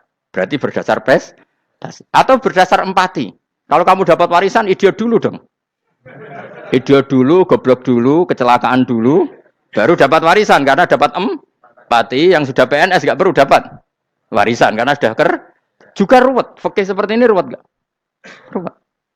Nah, kata Imam Haromen gurunya Ghazali, agama itu kadang dinuna dinul ajais. Kita ikut yang lugu saja. Allah bilang lelaki dapat 2 bagian dari perempuan, ya lelaki ya yang punya alat kelamin, penis. Perempuan yang punya farji, ya sudah gitu aja, gak usah ruwet-ruwet. Kenapa begitu? Ya sudah seperti itu. Nanti lama-lama gini kalau diterusin. Ada seorang dokter fikih perempuan. Dia menguasai fikih sholat. Ruhin lanang tapi gak menguasai fikih sholat. Rohnya mau pesolatan misalnya. Lalu yang jadi imam siapa kalau berdasar prestasi? Perempuan dong, karena dia doktoral fikus sholat. Dia menguasai aneh-anehnya sholat. Horo ibu masaili sholat dia menguasai. Sementara Rukin takoi sholat itu apa Rukin? Pokoknya ini gugus ngadeg terus lugu. Terus ngadeg balik. Apa? Ada mulan. Nak salam ngalerin. Dia tahunya hanya itu dok. Lalu kalau nuruti imam sholat adalah yang terpandai dalam fikus sholat. Tentu yang imami perempuan. Tapi agama ini tidak seperti itu. Pokoknya wong lanang imami. Wong beda. Jadi makanya kata Imam Haromen dinuna dinul ajais. Sampai Said Muhammad itu sering ngutip beliau gini kan, Allahumma imanan ka imanil ajais, ya Allah. Semoga iman saya menerima konsep engkau itu ka imanil ajais. Imannya wong wedok-wedok sing lugu. Ajis itu perempuan lugu yang sudah sepuh. Jadi misalnya ngukur anak seneng ya anak kono gedang goreng, ngekei duwe, ya lugu saja. Itu bagus. Daripada kamu pakai argumentasi, karena argumentasi ini sebetulnya kelihatan cerdas, tapi ada kebodohan masif. Karena tadi, kalau hak waris kita otak-atik dengan prestasi, maka yang pro empati akan protes. Paham ya? Masa yang sudah kerja dikasih banyak, yang idiot enggak. Tapi kalau berdasar empati juga aneh. Masa dapat warisan harus goblok dulu, harus kecelakaan dulu. Maka Rasulullah pernah ngendikan ketika ditanya, lalu warisan untuk siapa ya Rasulullah? Nabi jawabnya lucu. Fali aula rojulin dzakarin. Jadi Nabi sempat ngendikan kata rojul. Kemudian direvisi dzakarin. Fali aula rojulin dzakarin. Semua ulama ngendikan dzakarin di sini adalah badal. Nabi ngendikan rojulin, kemudian Nabi ingat kalau rojul itu identik dengan lelaki dewasa, apa? Kemudian Nabi mengulang lagi dzakarin, tidak harus dewasa, yang penting lelaki. Jadi meskipun baru lahir, kalau dalam keadaan baru lahir namanya apa? Kan dzakarin kan? Belum bisa dikatakan rojul. Paham ya? Nabi ngulang 2 kali, fali aula rojulin dzakarin. Ini penting saya utarakan supaya clear. Jadi agama itu gak usah diotak-atik. Ya itu tadi, misalnya imam sholat itu lelaki. Ya sudah lelaki. Lelaki itu apa? Yang punya alat kelamin lelaki. Jangan dibalik ini. Yang dikatakan lelaki itu orang kuat. Sehingga meskipun perempuan kalau kuat, misalnya perempuan anggota poluan, lelakinya cemen, idiot, maka imamnya perempuan gitu. Karena makna lelaki adalah kuat. Ini keruwetan. Jadi agama itu tidak seperti itu. Nah sekarang kembali ke pilihan. Yang dikatakan pilihan itu orang hebat. Apa yang dipilih, apa berdasar definisi, apa berdasar kehendak yang milih. Loh kok mulai do pinter, tumben do pinter. Alam raya ini milik Allah. Dan semua di alam raya ini milik Allah. Maka dipilih tidak dipilih itu terserah yang punya apa terserah kita. Apa terserah kriteria, apa terserah definisi. Dalam konteks kita sebagai objek diambil, tentu terserah yang punya. Kemudian Allah bilang, orang-orang itu saya pilih. Nah kalau milihnya Allah berdasar kepunyaan, tentu Allah boleh dong memilih orang yang sebetulnya berstatus dolim. Ya tapi ya tetap dia dolim, tapi ya tetap dipilih. Kenapa ya? Karena Allah yang punya. Saya misalnya orang kaya, boleh nggak punya HP buruk? Boleh kan? Terserah saya. Saya orang kaya, beli HP mahal, medium, dan paling buruk. Boleh enggak? Boleh, saya yang punya. Nggak boleh, Gus, ini orang kaya harus beli HP yang mahal. Yang bilang harus siapa? Nah, kegoblokan kita ini seperti ini. Nak wong sugih HP ini kudu larang. Nak wong alim kudu bojone ayu. Sing kudu darani kudu ayu ku sapa? Nak maji jalan kudu mlebu swarga. Lho kudu ku sing swargane mbahmu tapi kudu. Nah, kita ini sering berpikir ngatur Tuhan. Nah, Indonesia negara yang mayoritas Muslim, terus Islam Indonesia kudu dadi sampling Islam seluruh apa?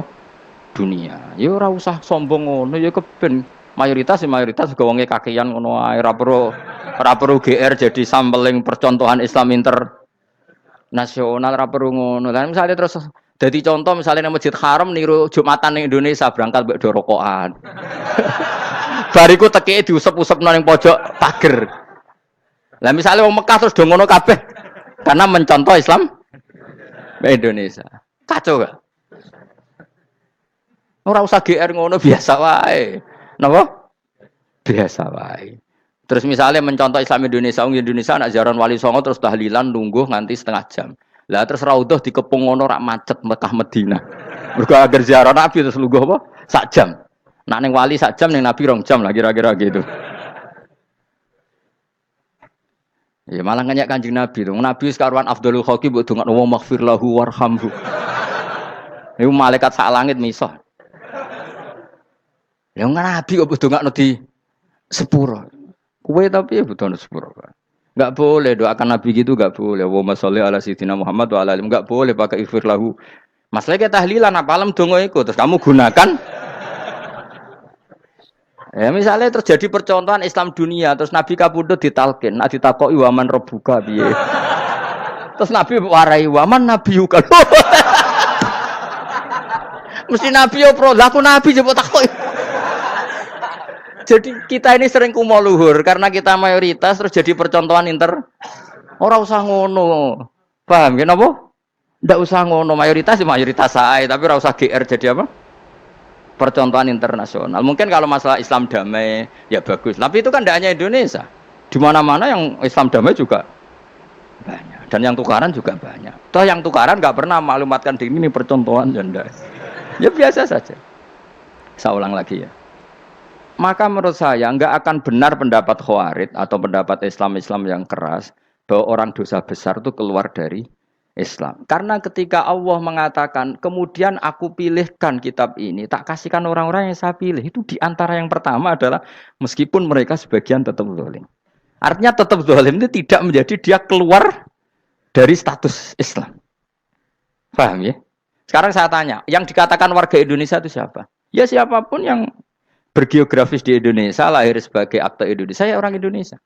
Kemudian ada yang penjahat, ada yang maling, kita penjara. Apa dia keluar dari kebangsaan Indonesia? Enggak kan? Sama ketika orang Islam menjadi zina dan fase koruptor, keluar dari Islam enggak? Enggak. Karena Allah tetap bilang faminhum. Apa? Faminhum. Jelas ya? Wes kayak gak ngarah Khawarij. Napa? Kalau Khawarij cara berpikir itu ekstrim. Setiap dosa besar itu mengeluarkan orang dari status Islam. Oh, itu bahaya sekali. Karena nanti kalau itu iya, kita akan kehilangan banyak orang nopo Islam. Makanya Nabi nanti ngendikan, saya berharap yang nanti masuk surga dari umatku itu separuh, 2/3. Itu kata ulama-ulama. Kalau kita pakai mazhab Khawarij, orang Islam itu tidak sampai 1/3. Karena banyak yang keluar dari Islam. Duwe keris gak Islam, duwe akeh ra Islam. Nglakoni jimat gak Islam, nyekel patok gak Islam, dosa gede gak Islam, korupsi gak Islam. Terlalu banyak yang kita usir dari Islam. Lalu kita ngusir atas nama apa? Coba. Kalau atas nama Tuhan, kamu tidak Tuhan. Atas nama wakil Tuhan, Tuhan tidak pernah mewakilkan ke Anda. Orang-orang mandate. Yang kita tahu dari Quran ya ayat ini, tsumma awrasnal kitabal ladzina istofaina min ibadina. Kemudian kitab ini tak kasihkan orang-orang yang saya pilih, dan orang yang saya pilih itu faminhum zalimul li nafsi. Dan sebagian dari itu adalah orang zalim, dan itu jelas bagian dari itu. Artinya keluar apa masuk? Keluar apa masuk? Masuk. Meskipun ya yang zalim tetap berstatus zalim, kayak warga Indonesia, ini semua warga Indonesia. Paham ya? Yang maling ya tetap warga Indonesia, meskipun ya tetap maling. Jelas ya? Tenan ora ya? Makanya ahli sunnah itu pendapatnya falam nukafir mu'minan bil wisri. Kita tidak akan mengkafirkan orang mukmin hanya karena melakukan dosa. Kenapa ya? Karena Allah bilang faminhum setengah sangking itu masuk bagian. Dan itu luar biasanya Allah disebut istofaina. Tetap orang-orang pilihan. Maka ini penting saya utarakan supaya kita ini tidak sok-sokan. Terus yang zalimul nafsi pun potensi dimaafkan sama Allah. Asal dia tobat, dan tobat itu sama Allah nggak ada batasnya. Malam yuhur kiri sampai apa? Nafas apa? Terakhir. Dan kadang orang itu sebetulnya nggak niat tobat, cuma ada perilaku tertentu sing dadian Allah itu simpati. Itu juga banyak yang diterima tobatnya Allah. Makanya kata ulama-ulama itu, istighfar itu tidak syarat diampuni. Yang menjadi orang terampuni itu kehendak Allah. Istighfar itu bagian kecil dari syarat-syarat itu. Bisa saja orang tanpa istighfar tapi diampuni Allah. Misalnya Allah dawuh, wa yaghfiru ma duna dzalika limay yasha. Itu bukan limay yastaghfir tapi limay yasha. Contoh masyhur kan, kamu pernah dengar kan, ada orang nakal itu, mau misah itu ya kira-kira lonte atau apalah. Dia datang pulang ketika melihat anjing ngeleti pasir, dia berpikir ini kehausan kayak saya. Kemudian dia turun ke sungai memberi minum anjing itu, kemudian Allah memaafkan dia karena itu. Pas itu di semua hadis riwayatnya dia tidak pernah istighfar. Telah punya perilaku yang menjadikan dia diampun. Banyak enggak seperti itu?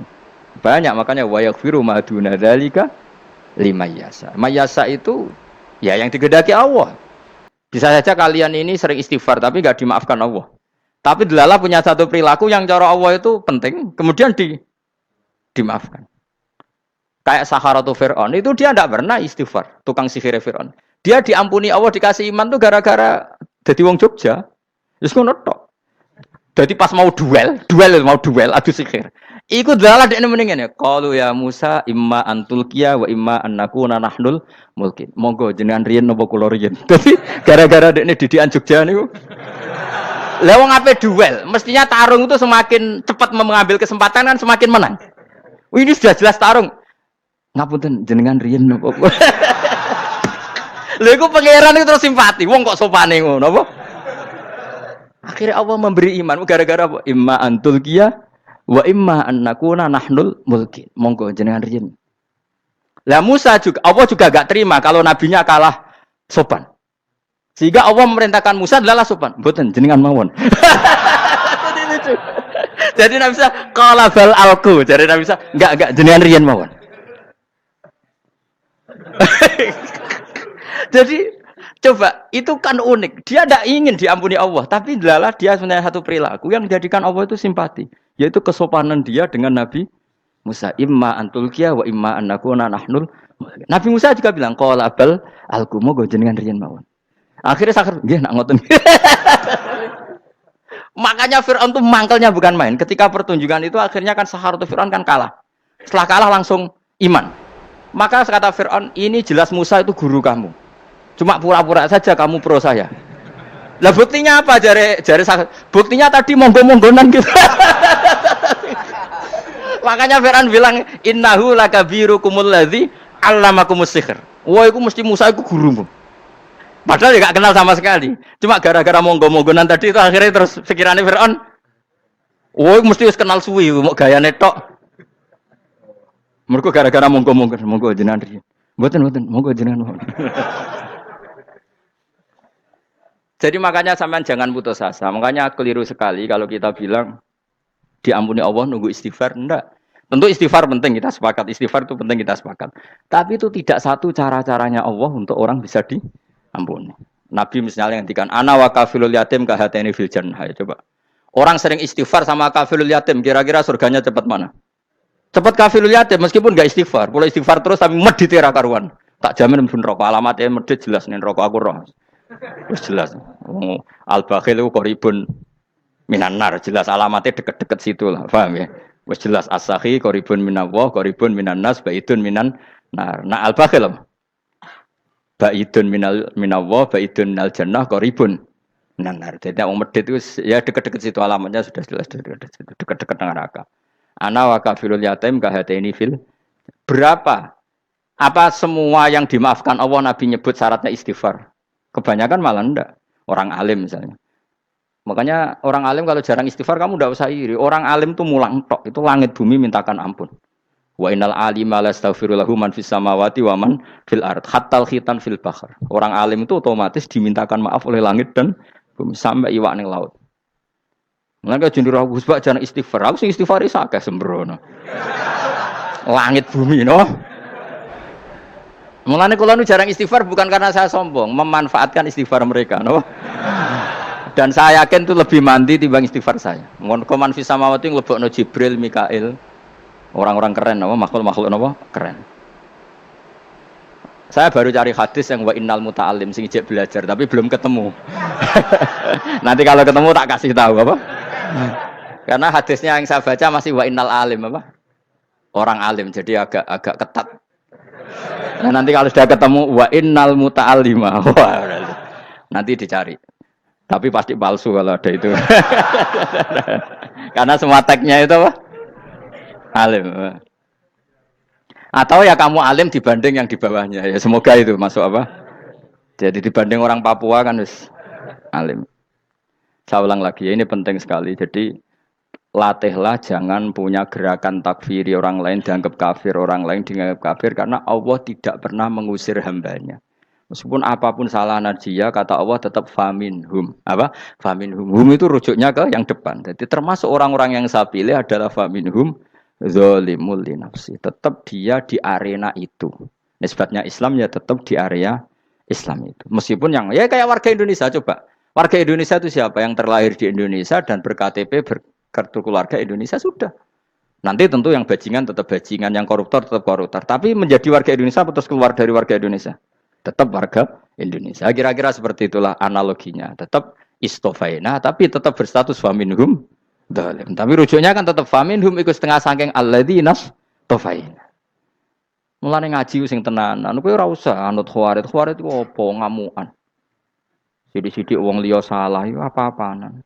Loh saya juga mangkel be wong dolim. Semua orang soleh mangkel be wong dolim. Tapi ya dihukum saja. Misalnya dalam Islam ada kisos, ada ada hadul qadzab, hadus sariko. Ya hukuman saja. Tapi hukuman itu tidak bisa menghilangkan status. Ya sama seperti manusia tetap manusia. Meskipun apapun dia ya manusia. Ya tadi misalnya manusia itu siapa? Ya manusia itu ya manusia. Terus kamu bikin orang yang standar ideal manusia adalah yang berperilaku baik, yang enggak pernah salah. Kemudian kalau Zaid itu maling berarti tidak manusia. Terus barangnya apa? Ketek. Tidak bisa. Makanya kembali lagi dinul aja. Kamu bikin definisi manusia itu tidak usah seangkuh itu. Manusia seperti ini manusia ya sudah. Maling ya manusia, orang soleh ya manusia, orang sedengan ya manusia. Lelaki itu apa? Yang punya alat kelamin penis itu lelaki titik sudah. Sehingga nanti warisannya ya dia lelaki. Sholatnya dia bergaya. Kamu tidak usah bilang gini. Lelaki adalah yang cakap memimpin, yang maco, yang kuat. Jika kalau tidak seperti itu namanya perempuan. Terus kamu membolehkan yang seperti ini jadi makmumnya perempuan. Imamnya perempuan sing maco. Kacau enggak kalau agama nuruti logika-logika itu? Enggak, jawab aja. Kacau. Lalu lucunya sekarang banyak kecerdasan yang mengarah ke sana. Makanya agama ini jadi kacau. Karena sudah ada dinul ajais. Agama ini agama ummi. Ya agama ini agama ummi. Kata Allah huwallazi ba'atsa fil ummiyin. Ummiyin itu lugu itu polos. Jadi kalau orang polos misalnya gini. Ini apa? Kira-kira kalau jawab orang polos ini. Jam. Bagus kan jawab jam. Jam untuk apa? Penunjuk waktu. Ya sudah seperti itu. Tapi kalau orang engkek. Ini itu apa jam? Itu barang murahan. Bulat kan oleh jawab. Ono numpak mobil carry itu apa? Itu black melaku. Yang mobil itu Alphard. Jadi kacau. Enggak boleh agama dibawa ke sana. Apa? Agama di sana dibawa ke sana. Nah itu madzhabnya ahli sunnah apa? Wal jamaah. Ketika Rasulullah ngendikan la yu'minu ahadukum hatta yuhibba li akhi, ora kok diarti ini ora iman. Jika yang menyala itu tidak iman, tidak seperti itu cara mengartikan ahli sunnah wal jamaah. Karena status itu tidak pernah hilang. Yang hilang hanya kesempurnaannya. Paham ya?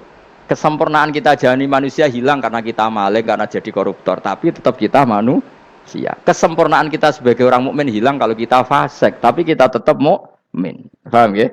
Makanya setiap hadis gitu kata ahli sunnah ya la yu'minu imanan kamilan. Wis dong ya. Dong. Ya terus alhamdulillah subhanallah. Ya doa alim mas malam 12. Malam Lailatul Qadar. Aku kadang yang melok goblok aduh. Saya tuh sering dididik sama bapak saya, sekumpul wong akeh kudu melok goblok guys. Makanya bapak itu kalau ada orang pidato, bapak kan juga enggak suka pidato juga, tapi ya kerso kadang-kadang, saya pun kadang-kadang kerso.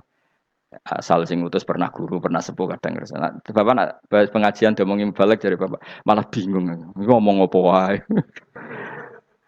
Coba kita dengan PD-nya bilang Lailatul Qadar itu 21 sampai berapa? 29. Lailatul Qadar. Warna iki malam Lailatul Qadar. Lalu Lailatul Qadar keren tuh karena apa? Karena nuzulul Quran. Lalu nuzulul Quran tanggal 17. Lalu Lailatul Qadar tanggal berapa? Oh, ada nih. Alhamdulillah. Tapi ini jangan jadi keiskalan yang masif itu sudah difitnah. Coro Gus Bak, ya ora coro Gus Bak, coro Quran ngawur gitu. Sembrono. Memang aku tidak pendapat tentang Quran, ya dan ayatnya seperti itu. Maka yang benar, Lailatul Qadar itu kata ulama-ulama dulu, orang yang beramal soleh, ya itu sudah anggap saja dapat Lailatul Qadar. Ora usah ndelok esuk-esuk ndelok srengenge blerengen ta ora. Nek ora blerengen berarti untuk Lailatul Qadar. Jan mendung kan blereng piye. Terus bengi angite sayup-sayup. Anggere dini hari ya sayup-sayup blok aneh-aneh wae. Lah nek pikir segoyo ora, berarti wong laut gak tarah untuk Lailatul Qadar, ke segoro gitu langine bianter. Lah nek ning Dieng ya mesti sayup. Mau angin tok gunung wis kesel tadi tok sayup-sayup. Gawe ukuran ojo ngono, gawe ukuran ngono rak wong Dieng luwih ngrasa entuk Lailatul Qadar timbang wong segoro kidul. Segoro kidul angine apa? Buanter. Padahal alamate piye? Sayup-sayup. Mana-mana. Maksudnya alamat ngono iku ora ngono, maksudnya ayat iku Kanjeng Nabi mbak dawuh ngono maksudnya ora ngono. Wes dong ya.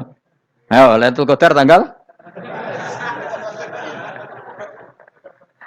Aku seneng wong bodho. Kowe enak urip wis happy no? Happy. Ya saya ulang lagi ya. Jadi kejati dirian itu tidak bisa hilang dengan standar keidealan. Yang hilang itu standar apa?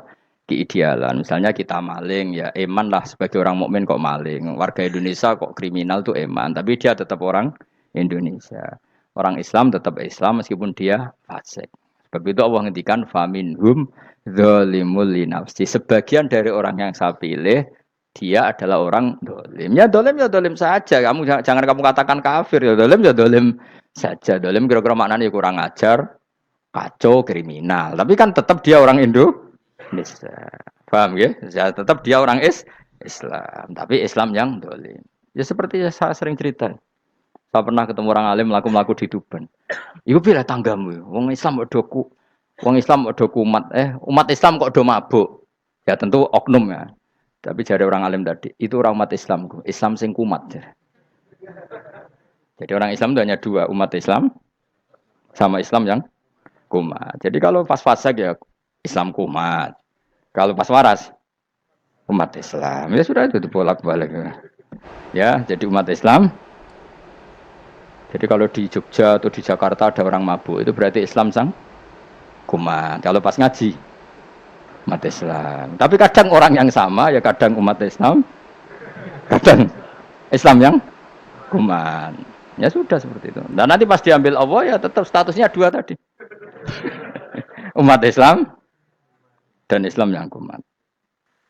Jadi jelas ya. Jadi jelas sekali makanya orang Khawarij itu kata Rasulullah syarrul khalqi wal khaliqa. Ela-ela makhluk itu orang Khawarij. Karena dia menghilangkan status kejati dirian. Itu bahaya bagi kelangsungan negara. Negara maupun agama. Jadi misalnya kalau orang nyuwun sewu misalnya ada orang kriminal di Indonesia. Terus dianggap gak warga Indonesia. Terus mau dibuang kemana? Coba. Sama kalau semua orang Islam yang salah dianggap kafir. Terus lalu mau kamu buang kemana? Padahal dengan kamu katakan kafir, artinya dia sudah tidak wajib sholat. Orang kafir tidak wajib sholat, tidak wajib puasa. Apa tidak lebih ngeri? Karena dia tidak berkewajiban melakukan ibadah-ibadah Islam. Berarti Anda lebih ridho dunia ini rusak. Loh ya, misalnya Zaid karena megang patok kuburan atau melakukan dosa besar kamu katakan kafir. Setelah kafir dia wajib sholat enggak? Tidak kan? Wajib puasa enggak? Berarti kan malah jura-juran. Karena mendorong orang keluar dari ring permainan kesalehan. Tapi kalau kita katakan Islam, kemudian kita bina. Kan ini jadinya aset. Dengan kamu katakan Islam artinya menjadi aset kan? Bandingkan kalau kamu katakan keluar. Paham ya? Makanya Nabi ngendikan umatku itu apa? Khawarij. Karena ini bahaya. Bahaya. Negara juga gitu. Andai kan kita berpikir ekstrim, yang melanggar negara tidak warga Indonesia. Yang demo tidak warga Indonesia. Sing beda pendapat dengan pemerintah enggak warga Indonesia, negara ini habis. Kehilangan 50% warga Indonesia. Ya biasa saja, yang salah ya salah, tapi tetap warga Indonesia. Kalau secara aturan hukum harus dihukum, ya dihukum. Asal objektif, asal adil. Kayak misalnya santri saya, yang santrinya Gus Bak itu siapa? Ya pokoknya sing ngaji. Kamu gak usah pakai definisi ideal. Sing ngaji, sing paham, sing ora ngantuk, sing pinter. Yo ngiyai dul kok. Mana. Dadi nek sing bener piye? Sing santri Gus Bak piye? Ya sing ngaji. Lah sing piye? Ya pokoke anggo sing teko ngowah-ngowah ya wis melok mlebu. Ora paham yo ngaji, paham yo ngaji. Wong didelok kolange itu pokoke anggo sing teko ngono. Malaikat yo ora niteni sitok-sitok iki paham ta ora iki. Oh malaikat itu ono sing drengki disalahno pangeran kita jamin. Tapi bukan malaikat elit sing didrengki ora malaikat elit, malaikat awam napa? Masyhur itu kan. Innalillahi ta'ala malaikatan sayakhina fil ardi yabtahuna khilaqal dzikr. Terus Allah punya sekian malaikat yang tukang mencari-cari tempat dzikir. Khilaqul dzikri itu tempat-tempat halal haram, tempat-tempat ngaji. Kalau orang toreko ya tempat wiridan oleh maknanya. Tapi kalau orang fikih maknanya tempat diajarkannya halal dan haram. Terus setelah ketemu orang ngaji terus kata para malaikat sing apian, halumu ila buhyatikum. Ini tempat kamu, ini orang ngaji. Kemudian ada malaikat yang agak hasud, tapi entah gimana hasudnya. Pokoknya bilang gini, itu ada orang yang datang ke situ tidak niat ngaji, nyari temannya. Kebetulan temannya itu ngaji. Maka ya Allah itu jangan masukkan kategori yang ngaji. Karena dia nyari situ, nyari temannya. Kebetulan temannya itu ngaji. Tapi apa kata Allah? Hum alqaumu la yasqa bihim jalisuhum. Wes ngono lah, asal melok gabung tak sepuro kata Allah. Hum alqaumu la yasqa bihim jalisuhum. Mereka adalah kaum asal ikut duduk saja, ikut nimbrung duduk saja dengan niat yang macam-macam, tetap tak ampuni kata Allah. Tidak penting kan niat ngaji ku hiburan, alternatif, dibang lengo masumpeng ngadepi bojo. Wes gak penting kabeh. Pokoke anggere melok nimbrung sah. Enak loh? Nah, ya alhamdulillah. Ya sauni-unimu. Jadi agama itu tadi, pokoknya jangan kulino merubah kesestatusan. Makanya itu hebatnya ahli sunnah napa wal jamaah. Setiap ada hadis la imana liman la ahdalah. Tidak ada iman bagi orang yang enggak nepati janji. Semua ahli sunnah nafsiri gimana? Tidak ada iman sempurna, tapi dia tetap mukmin, cuma tidak sempurna. Tidak dihilangkan status mukminnya. Masa orang Indonesia kalau maling enggak orang Indonesia? Lalu kamu buat kemana dia? Ya tetap dia orang Indonesia, meskipun tidak ideal sebagai warga Indonesia, tapi tetap orang Indonesia. Jelas ya. Tadi summa aurasnal kitabal ladzina istofaina min ibadina. Terus orang yang istofaina itu berstatus faminhum zalimul linafsi. Tapi tetap istofaina, tetap orang-orang apa? Pilihan. Karena kita alhamdulillah apapun fase kita dipilih Allah menjadi orang Islam. Alhamdulillah alladzi hadana li hadza ma kunna linahtadiya laula an hadana Allah. Dan kita alhamdulillah dengan segala kekurangan kita tetap dipilih Allah menjadi muslim. Ora terima muslim pembawa jalalain, enggak keren ta Mas. Jos napa? Jos. Muslim pecinta Lailatul Qadar. Meskipun salah tanggal. Ayo gumun wae wong. Gak tau mikir ono to kan? Iya, soalnya aku lah ya yakin Lailatul Qadar tanggal 21. Karena suara mayoritas suara Tuhan. Kula ya melok goblok Kang. Kula nek anggar malam 21 ya wiridanku tak tambah. Meskipun aku ya rada eskal tapi Gusti niku suarane tiyang kathah nggih derek mawon. Oh, inna anzalnahu fi lailatul qadar. Quran itu tak turunkan pada malam. Jadi normalnya Lailatul Qadar itu berbarengan dengan malam. tapi wis rasa mbok imani biasa wae. Mari fitnah ngene apa? Nah biasa. Yang jelas Lailatul Qadar itu bisa kapan saja. Nah ulama dulu bilang ya bisa kapan saja. Cuma kata ulama-ulama bisa saja diturunkan di tanggal itu. Ya bisa itu karena memang nuzulul Quran itu kan tidak semuanya di tanggal 17 sebetulnya. Jadi di mana-mana itu ada simbol-simbol yang dipakai. Istilahnya tanggal 17 itu simbol memang kebetulan ada yang tanggal 17. Tapi kita tahu kan yang turun di Haji Wada juga banyak. Coba Haji Wada tanggal berapa? 9 Arafah. Bulan apa? Dzulhijjah. Dan banyak ayat turun Isra Mi'raj misalnya. Ayat Isra Mi'raj turun bulan apa? Rejab kan? Ibu yang ngaji dora khatam kecangkeman. Jadi Quran itu tidak hanya turun di Ramadan. Ya biasa saja. Makanya kayak saya itu kan biasa ngaji Quran. Ya setiap saat anggap Lailatul Qadar. Cuma kita ya ikut umumnya orang Lailatul Qadar itu tanggal 21, 23. Aku lah senang malaikat sing bagian panitia itu ben jelas fokus di tanggal itu. Tapi kamu jangan pernah berpikir menafikan hari-hari lain bagi ulama tertentu, bagi wali-wali tertentu. Mereka ngalami Lailatul Qadar kulalailah. Banyak wali yang bilang, saya ngalami Lailatul Qadar kulalailah. Maksudnya, karena kulalailah zaman Nabi itu pernah dituruni Quran. Dan semua itu artinya Lailatul Qadar. Tapi tentu ada simbol. Kayak kemerdekaan Indonesia itu dimulai tanggal berapa? 17 Agustus. Sebetulnya ya enggak. Ketika Jepang kalah itu ya sudah merdeka. Dan daerah tertentu sudah lama dulu merdeka kayak Aceh. Karena dia tidak merasakan dijajah Belanda. Daerah tertentu ada setelah diproklamasikan tetap berjibaku dengan penjajah. Banyak enggak ketika diumumkan kemerdekaan masih yang berjibaku ngelawan penjajah? Banyak. Tapi kita butuh simbol. Jadilah kita ngambil 17 Agustus. Ngono kok ra iso. Jadi tanggal itu ada tanggal hakiki, tanggal simbol. Meskipun yang hakiki ya simbol ya hakiki. Dong ya. Alhamdulillah. Ayo kok do pinter aku yo. Maksudnya ben kulino mikir, ben urip itu gak glonyor ora jelas. Wah, halus pokoke goblokku barokah menang ngedel kula. Karena saya itu kenapa kok tahu goblok barokah itu gini ya. Satu supaya saya tidak takabur ya. Saya akan kecelok wong alim bir takabur. Dua jen wong goblok ya ono pinter ya, Mas. Kaya wong iku lho, kaya wong naik apa jenenge? Naik jambean lho, 17 Agustus apa? Apa? Tarengane apa? Panjat Pinang. Itu kan nilainya hanya berapa yang di atas? Kira kalau di sini berapa nilainya? Kalau diberikan diuangkan. 1 juta ada. 1 juta. Bagi penonton tuh kan gini. Cek goblok ya demi duit 1 juta grebotan kayak gitu kan gini. Wong barang angel kok dilakoni. Goblok banget kan gitu jare sing ra melok. Tapi ya delok aku seneng. Tapi kon melok ora gelem. Lah duit 1 juta ya tak rewangi gitu. Orang goblok ya gitu. Dadi wong alim ku angel. Wis ngerti nak angel, maka ora usah melok barang angel kan gitu. Berarti pinter gak wong goblok ku? Tak warai ya. Dadi wong alim iku angel. Maka saya menghindari barang angel. Menghindari barang angel itu satu kepintaran. Berarti orang bodoh adalah pintar. Tawarai. Jelas ya? Jelas ya? Alhamdulillah. Makanya kula nu kadang kok pinter kuwe Mbak aku. Karena kamu tahu ngalim iku angel. Menghindari barang sukar itu pintar. Berarti wong bodoh iku pintar. Tapi pintar dalam kebodohan. Makanya harus respect.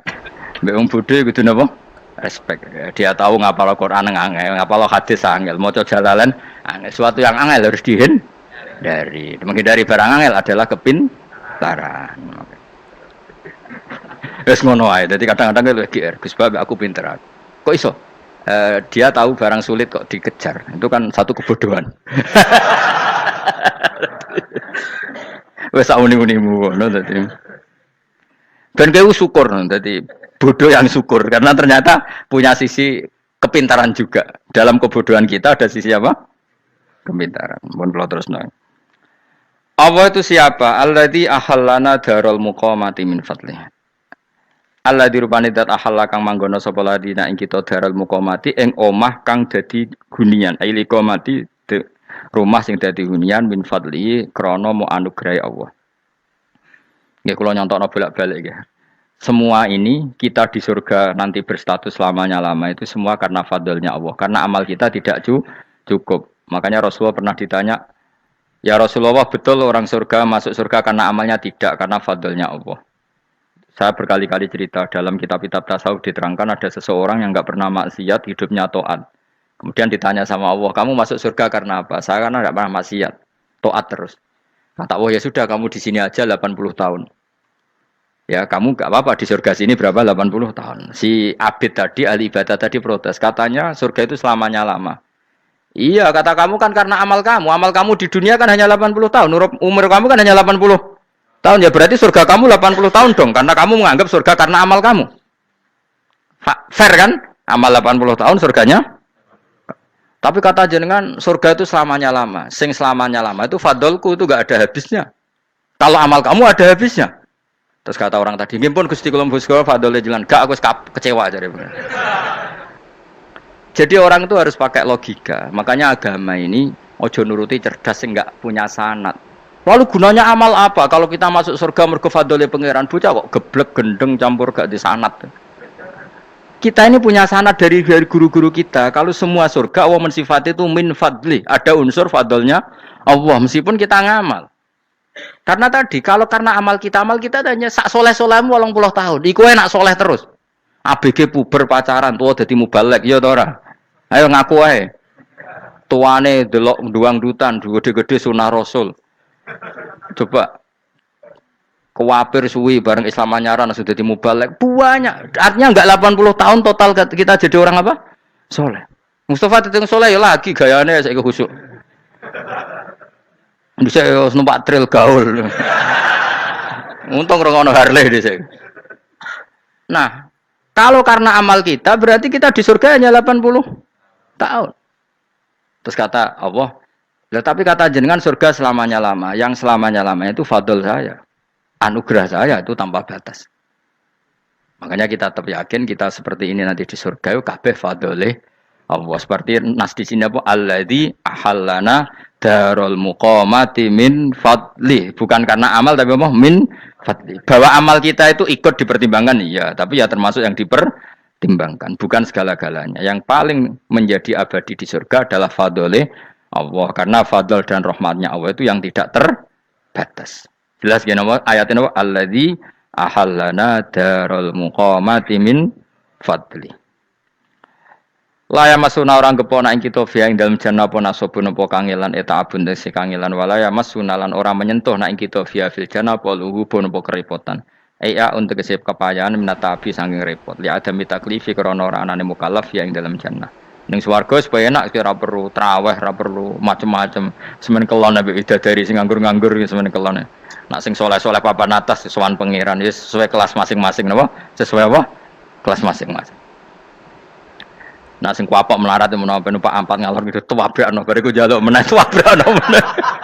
Saking dendame ning donya ora alpat ra iso numpak. Dadi numpak kan ya templono jurang, paham ya. Bariku njaluk apa? Anyar meneh. Bojo ngono sing wayu buak gentine. Saking dendame di bojo elek ning donya.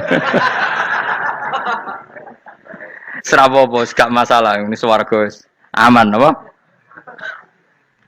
Wa dzikrusani uta nyebut sing kedua atabi'i kang anut lil awali maring sing awal li tasri karo nyeplosno binafsi lan nafekno lugu. Maksudnya nasab manane repot, lugu yo manane repot kok diatafno berarti bener-bener ning akhirat itu yo ora ono repot, ora ono kangelan. Waladina uta wong akeh kafaru kang kafir sapa ladina, iku lahum tetep kedhe ladina naru jahannam ten neraka jahanam. Orang-orang kafir itu pasti masuk neraka. La yuktu. Maksudnya kafir dengan definisi yang mati alal kufri. Kalau masih di dunia kamu tidak bisa menvonis si A si B pasti kafir karena finalnya adalah di husnul khotimah atau su'ul khotimah. Maka status sekarang. Kita dikatakan mukmin ya sekarang, yang sedang kafir ya sedang kafir. Bisa saja yang sedang fasik nanti mati soleh, yang sedang soleh nanti mati fasik. Makanya kita enggak berhenti doa apa ya muqallibal qulub tsabbit qalbi ala dinik, karena kita tidak pernah tahu. Makanya status kafir ya wa matu wa hum kuffar. Sebagian ayat apa wa matu wahum kufar, status yang permanen adalah dalam keadaan mati, dia dalam keadaan kafir. Tapi kalau masih di dunia gini nggak jelas. Makanya saya suwun ya, kalau kita harus toleransi sebagai warga Indonesia, kalau kamu orang alim, toleransi atas nama agama, karena yang sedang kafir pun tidak jaminan selalu kafir. Jadi kita tidak perlu musuhan, karena memang semuanya tidak mesti. Ya itu kalau atas nama nopo agama. Kalau atas nama negara ya memang kita berkawan atas nama sama-sama bangsa nopo Indonesia. Kalau atas nama agama ya memang nggak mesti juga. Bisa saja mereka husnul khotimah. Kita tidak pernah tahu. Makanya Allah terbilang wa qulu linnasi siapa husna dengan siapapun yang baik. Lah soal nak diperangi kita perang ra kudu wong kafir. Lah kowe dibaca wong Islam ya males. Lah ki meneng ae disembelih. Wah. Ya soal itu kan bab sial, bab mempertahankan apa diri. Itu udah harus dengan orang apa? Kafir. Misalnya ada penjahat mau membunuh istri kamu tentu dibolehkan Islam melawan. Paham ya? Makanya di kitab-kitab fikih diterangkan ada bab di mana harbi itu kafir yang melawan kita itu boleh kita lawan. Tapi kata sarah-sarah itu tidak harus kafir. Dalam konteks apa? Kita mau digarong orang atau istri kamu mau diperkosa orang ya kamu wajib melakukan perlawanan.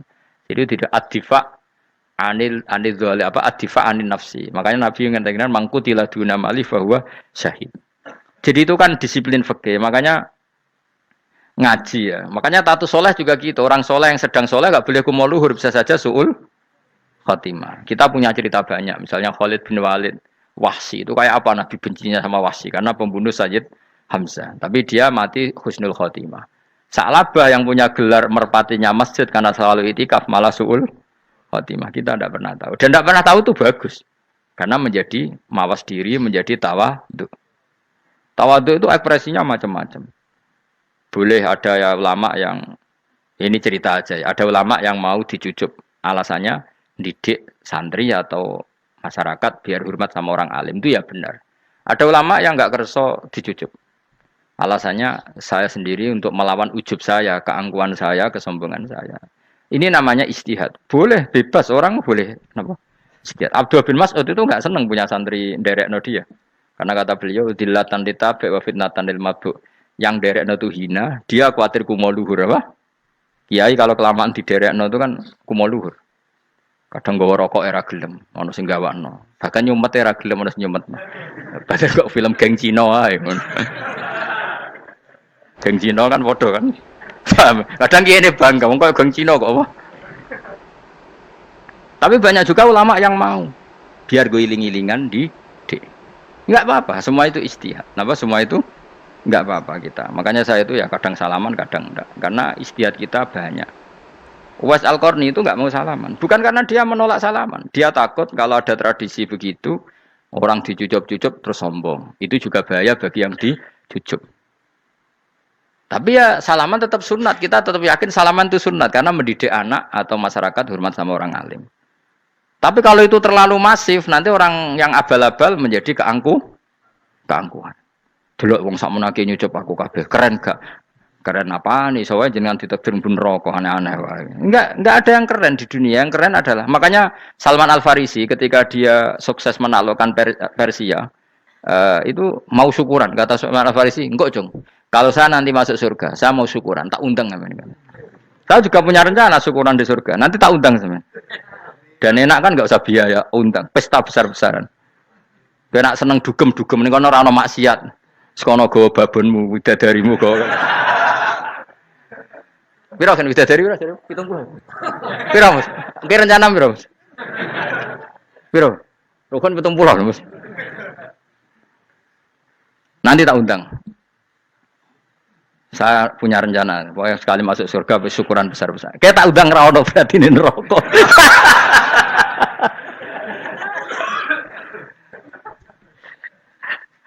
Tapi nak ngundang aku ra ono beda kelas sembrono. Dataku ra ono ning kelas wargamu ra ono. Kata Salman Al-Farisi gini, kamu ndak usah muji saya kan dia dipanggil ya Karim, kamu orang terhormat. Kata Salman Al-Farisi, in dakhaltul jannah fa ana karim wa in dakhaltun nar fa ana laim.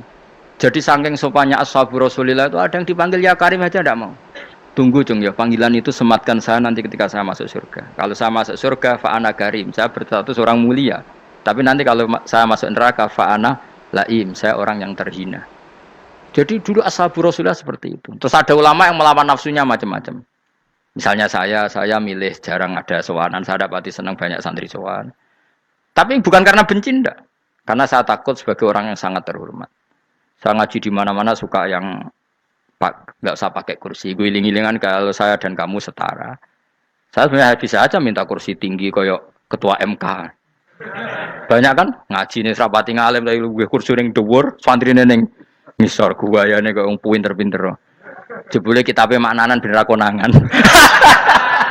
Sing ngrasa apa wong modus. Ya tapi tidak suudzon ya, tapi ya ono tenan paham. Tapi kalau saya cara berpikir sederhana, kita kan sama-sama umatur Rasulillah, ya sudahlah hadin sawa. Lho andai kan kamu sanggup maca kitab ya gentenan ra masalah. Kadang ge maca aku ngrungokno, kadang aku maca enggak apa-apa. Nek ana sing wani. Tapi sekali salah tak lorot. Nah.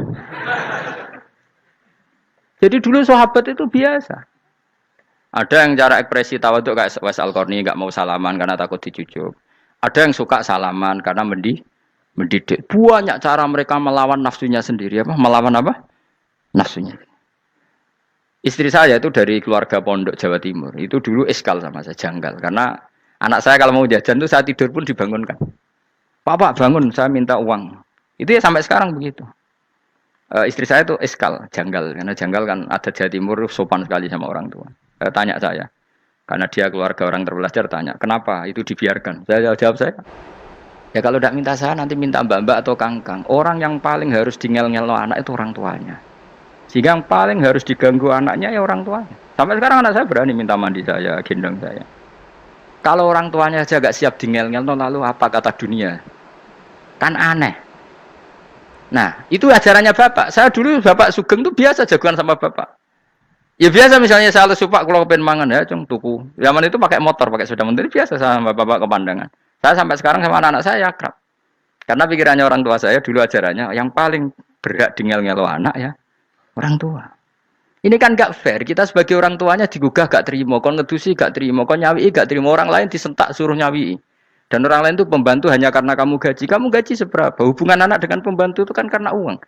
Kamu ingin berbasis hubungan hanya karena itu goblok sekali. Hanya istri saya nerima. Jadi ini bukan berarti saya bikin konsep gitu ya. Ini cerita saja. Banyak guru-guru kita termasuk orang tua saya kalau ngajarkan gitu. Tapi ya tentu ada orang yang ngajarkan anak oleh gugah wong tuane pas turu. Ya kalau pas turu ada alternatif ibunya enggak apa-apa. Kalau enggak ada, ibunya juga enggak ada. Terus alternatifnya orang lain kan buruk sekali. Kalau alternatifnya orang apa? Lain. Tapi orang tua kita kadang kesuwen oleh didik adab berlebihan sampai anti ilmu. Ya itu tadi didik adab tapi anti. Ojo gugah wong tuamu, wong turu kok digugah. Akhirnya nyun sewu minta tonggo, pernah bulik bude yang kadang nyun sewu mereka sendiri susah kan, nggak punya uang kan terjadi kacau. Demi adab tapi menghilangkan ilmu. Tidak boleh. Nomor satu itu ilmu baru adab. Coba orang paling berat dingel-ngelo anak harusnya siapa coba? Orang tua. Jadi mestinya pas ke turu digugah ya santai wae. Ini sudah tepat. Nah kecuali ngelama, artinya ngelama itu sudah jajan minta lagi lah itu kan ada ukurannya. Tentu ada apa? Ukurannya. Tapi kalau fi awali marroh jajan hari pertama di hari itu memang jajan pertama kan nggak dolim. Kecuali minta yang ketiga keempat lah itu baru mungkin salah. Akhirnya istri saya nerima konsep ala saya ya sekarang ya menerima. Sampai sekarang saya biasa misalnya habis ngajar dari Sarang atau ngajar dari Kudus baru datang anak saya rewel minta jalan-jalan ya saya turutin. Karena menurut saya yang paling harus kangelan demi anak adalah orang tuanya, bukan orang lain. Padahal saya punya santri loh. Kalau mau keren-kerenan saya punya semuanya. Tapi itu kan gak hukumnya Allah. Keren itu kan hukumnya manusia. Di santri terus dia ini berhak ngongkon. Itu kan hukumnya manusia. Hukumnya Allah ya gak ada. Hukumnya Allah ya wong tua, be anak-anak be wong tua. Hukum liyane gaweane manusia. Yang penting ku anfusakum wa ahlikum. Nah, ora ono santri kaum barang ora ono. Gaya-gayanane mubalek ini umat saya terus dihitungi. Ku apa-apaanan. Enggak ada dalam Quran. Yang ada ya ku anfusakum Waalaikumsalam. Jadi yang penting hubungan orang tua anak. Nah, baru orang lain itu wa ila adin akhahum huda. Ya itu yang kedua ketiga. Tapi ilmu ini sudah banyak yang hilang. Makanya banyak mubalek ngamuk anak. Bocah ra sopan. Aku nang jopo ning tinti wong wedi aku. Anakku dhewe ra sopan. Lah bapak dhewe ra sopan ya. Karena mendahulukan orang lain ngalahkan anak. Tapi ketika anak ra sopan dekne gremeng apa? Memangnya dia sopan cara hukumnya Allah dan Rasul. Ketika mendahulukan orang lain itu dalam status hukum Allah dan Rasul dia sudah tidak sopan.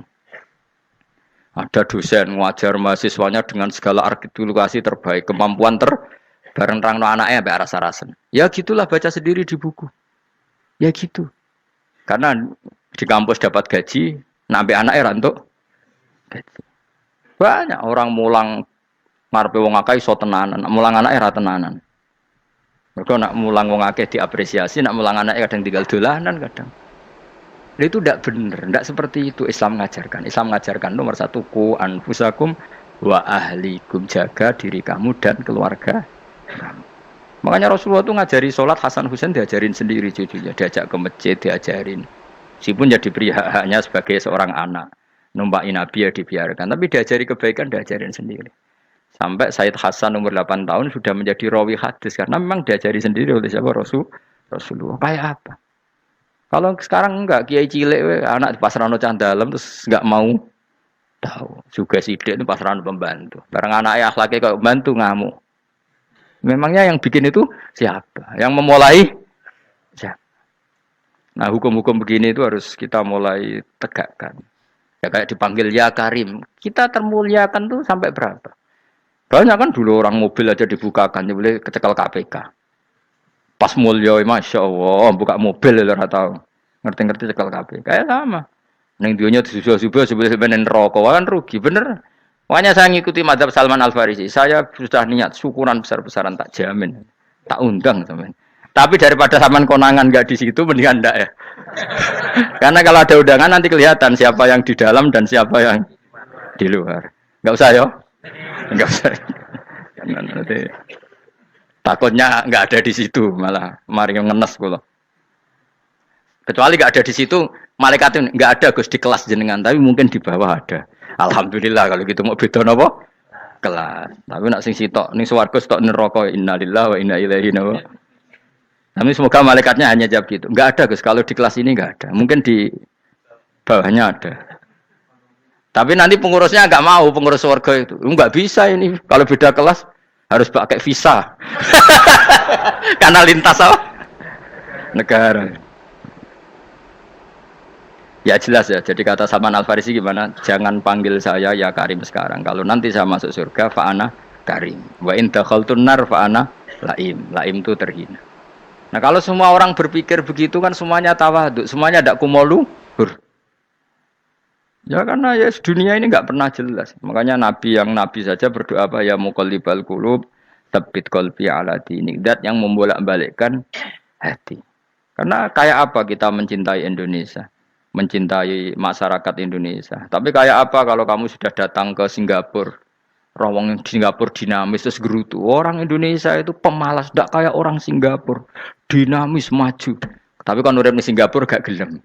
Tapi di Indonesia men gerutu, orang Indonesia tidak kayak orang Singapura. Cara aku nak ngomong ngono gak usah urip ning Indonesia, kono urip ning Budi. Singapura. Islam Indonesia gak mutu kayak dak di Timur Tengah, cobaan semua gini-gini.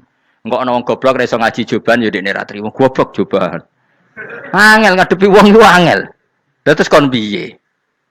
Sing biasa wae koyo kula jenengan wis biasa, wae ngaji-ngaji, wae turu-turu, wae mangan-mangan wis biasa wae.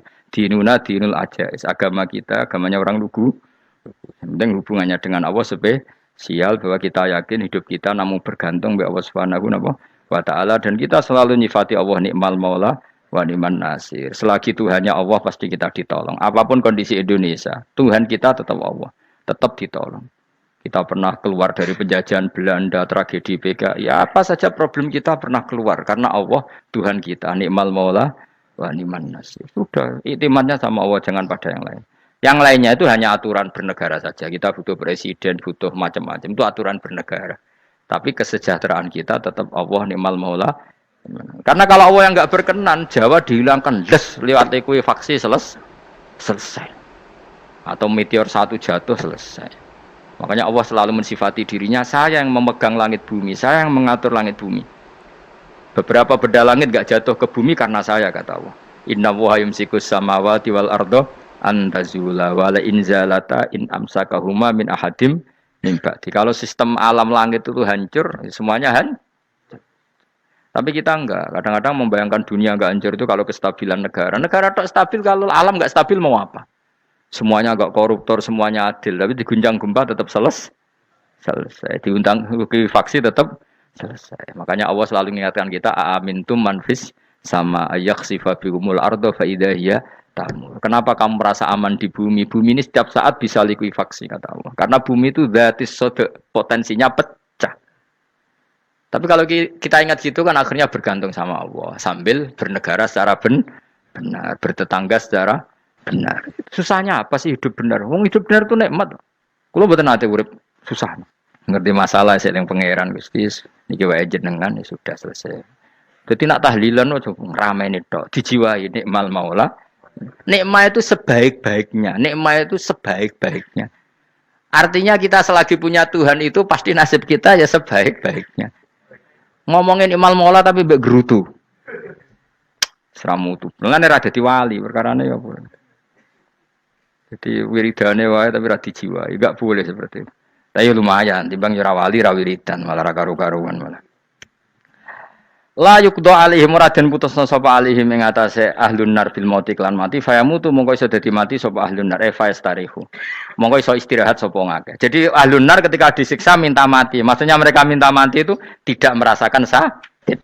Tapi nyatanya mereka sudah tidak bisa mati. Berarti disiksa terus terus walai khafaf lan ora den ringan napa anhum saking ahlun nar min adzabia saking siksa sinar torfata ene ning sak kedape mri kadalika kaya mengkon-mengkon kabeh kama jasinahum tegese kaya oleh males ingsun wong akeh nadzi males ingsun kula kafurin ing saben-saben wong sing banget kafire banget ingkare ning Allah lan nikmat-nikmate Allah manane kafir bilya iklan ya yadzi wa nuni lan nun al maftuhah kados kita tidak yadzi tapi napa nadzi nggih kadalika nadzi kula kafur. Assalamualaikum warahmatullahi wabarakatuh.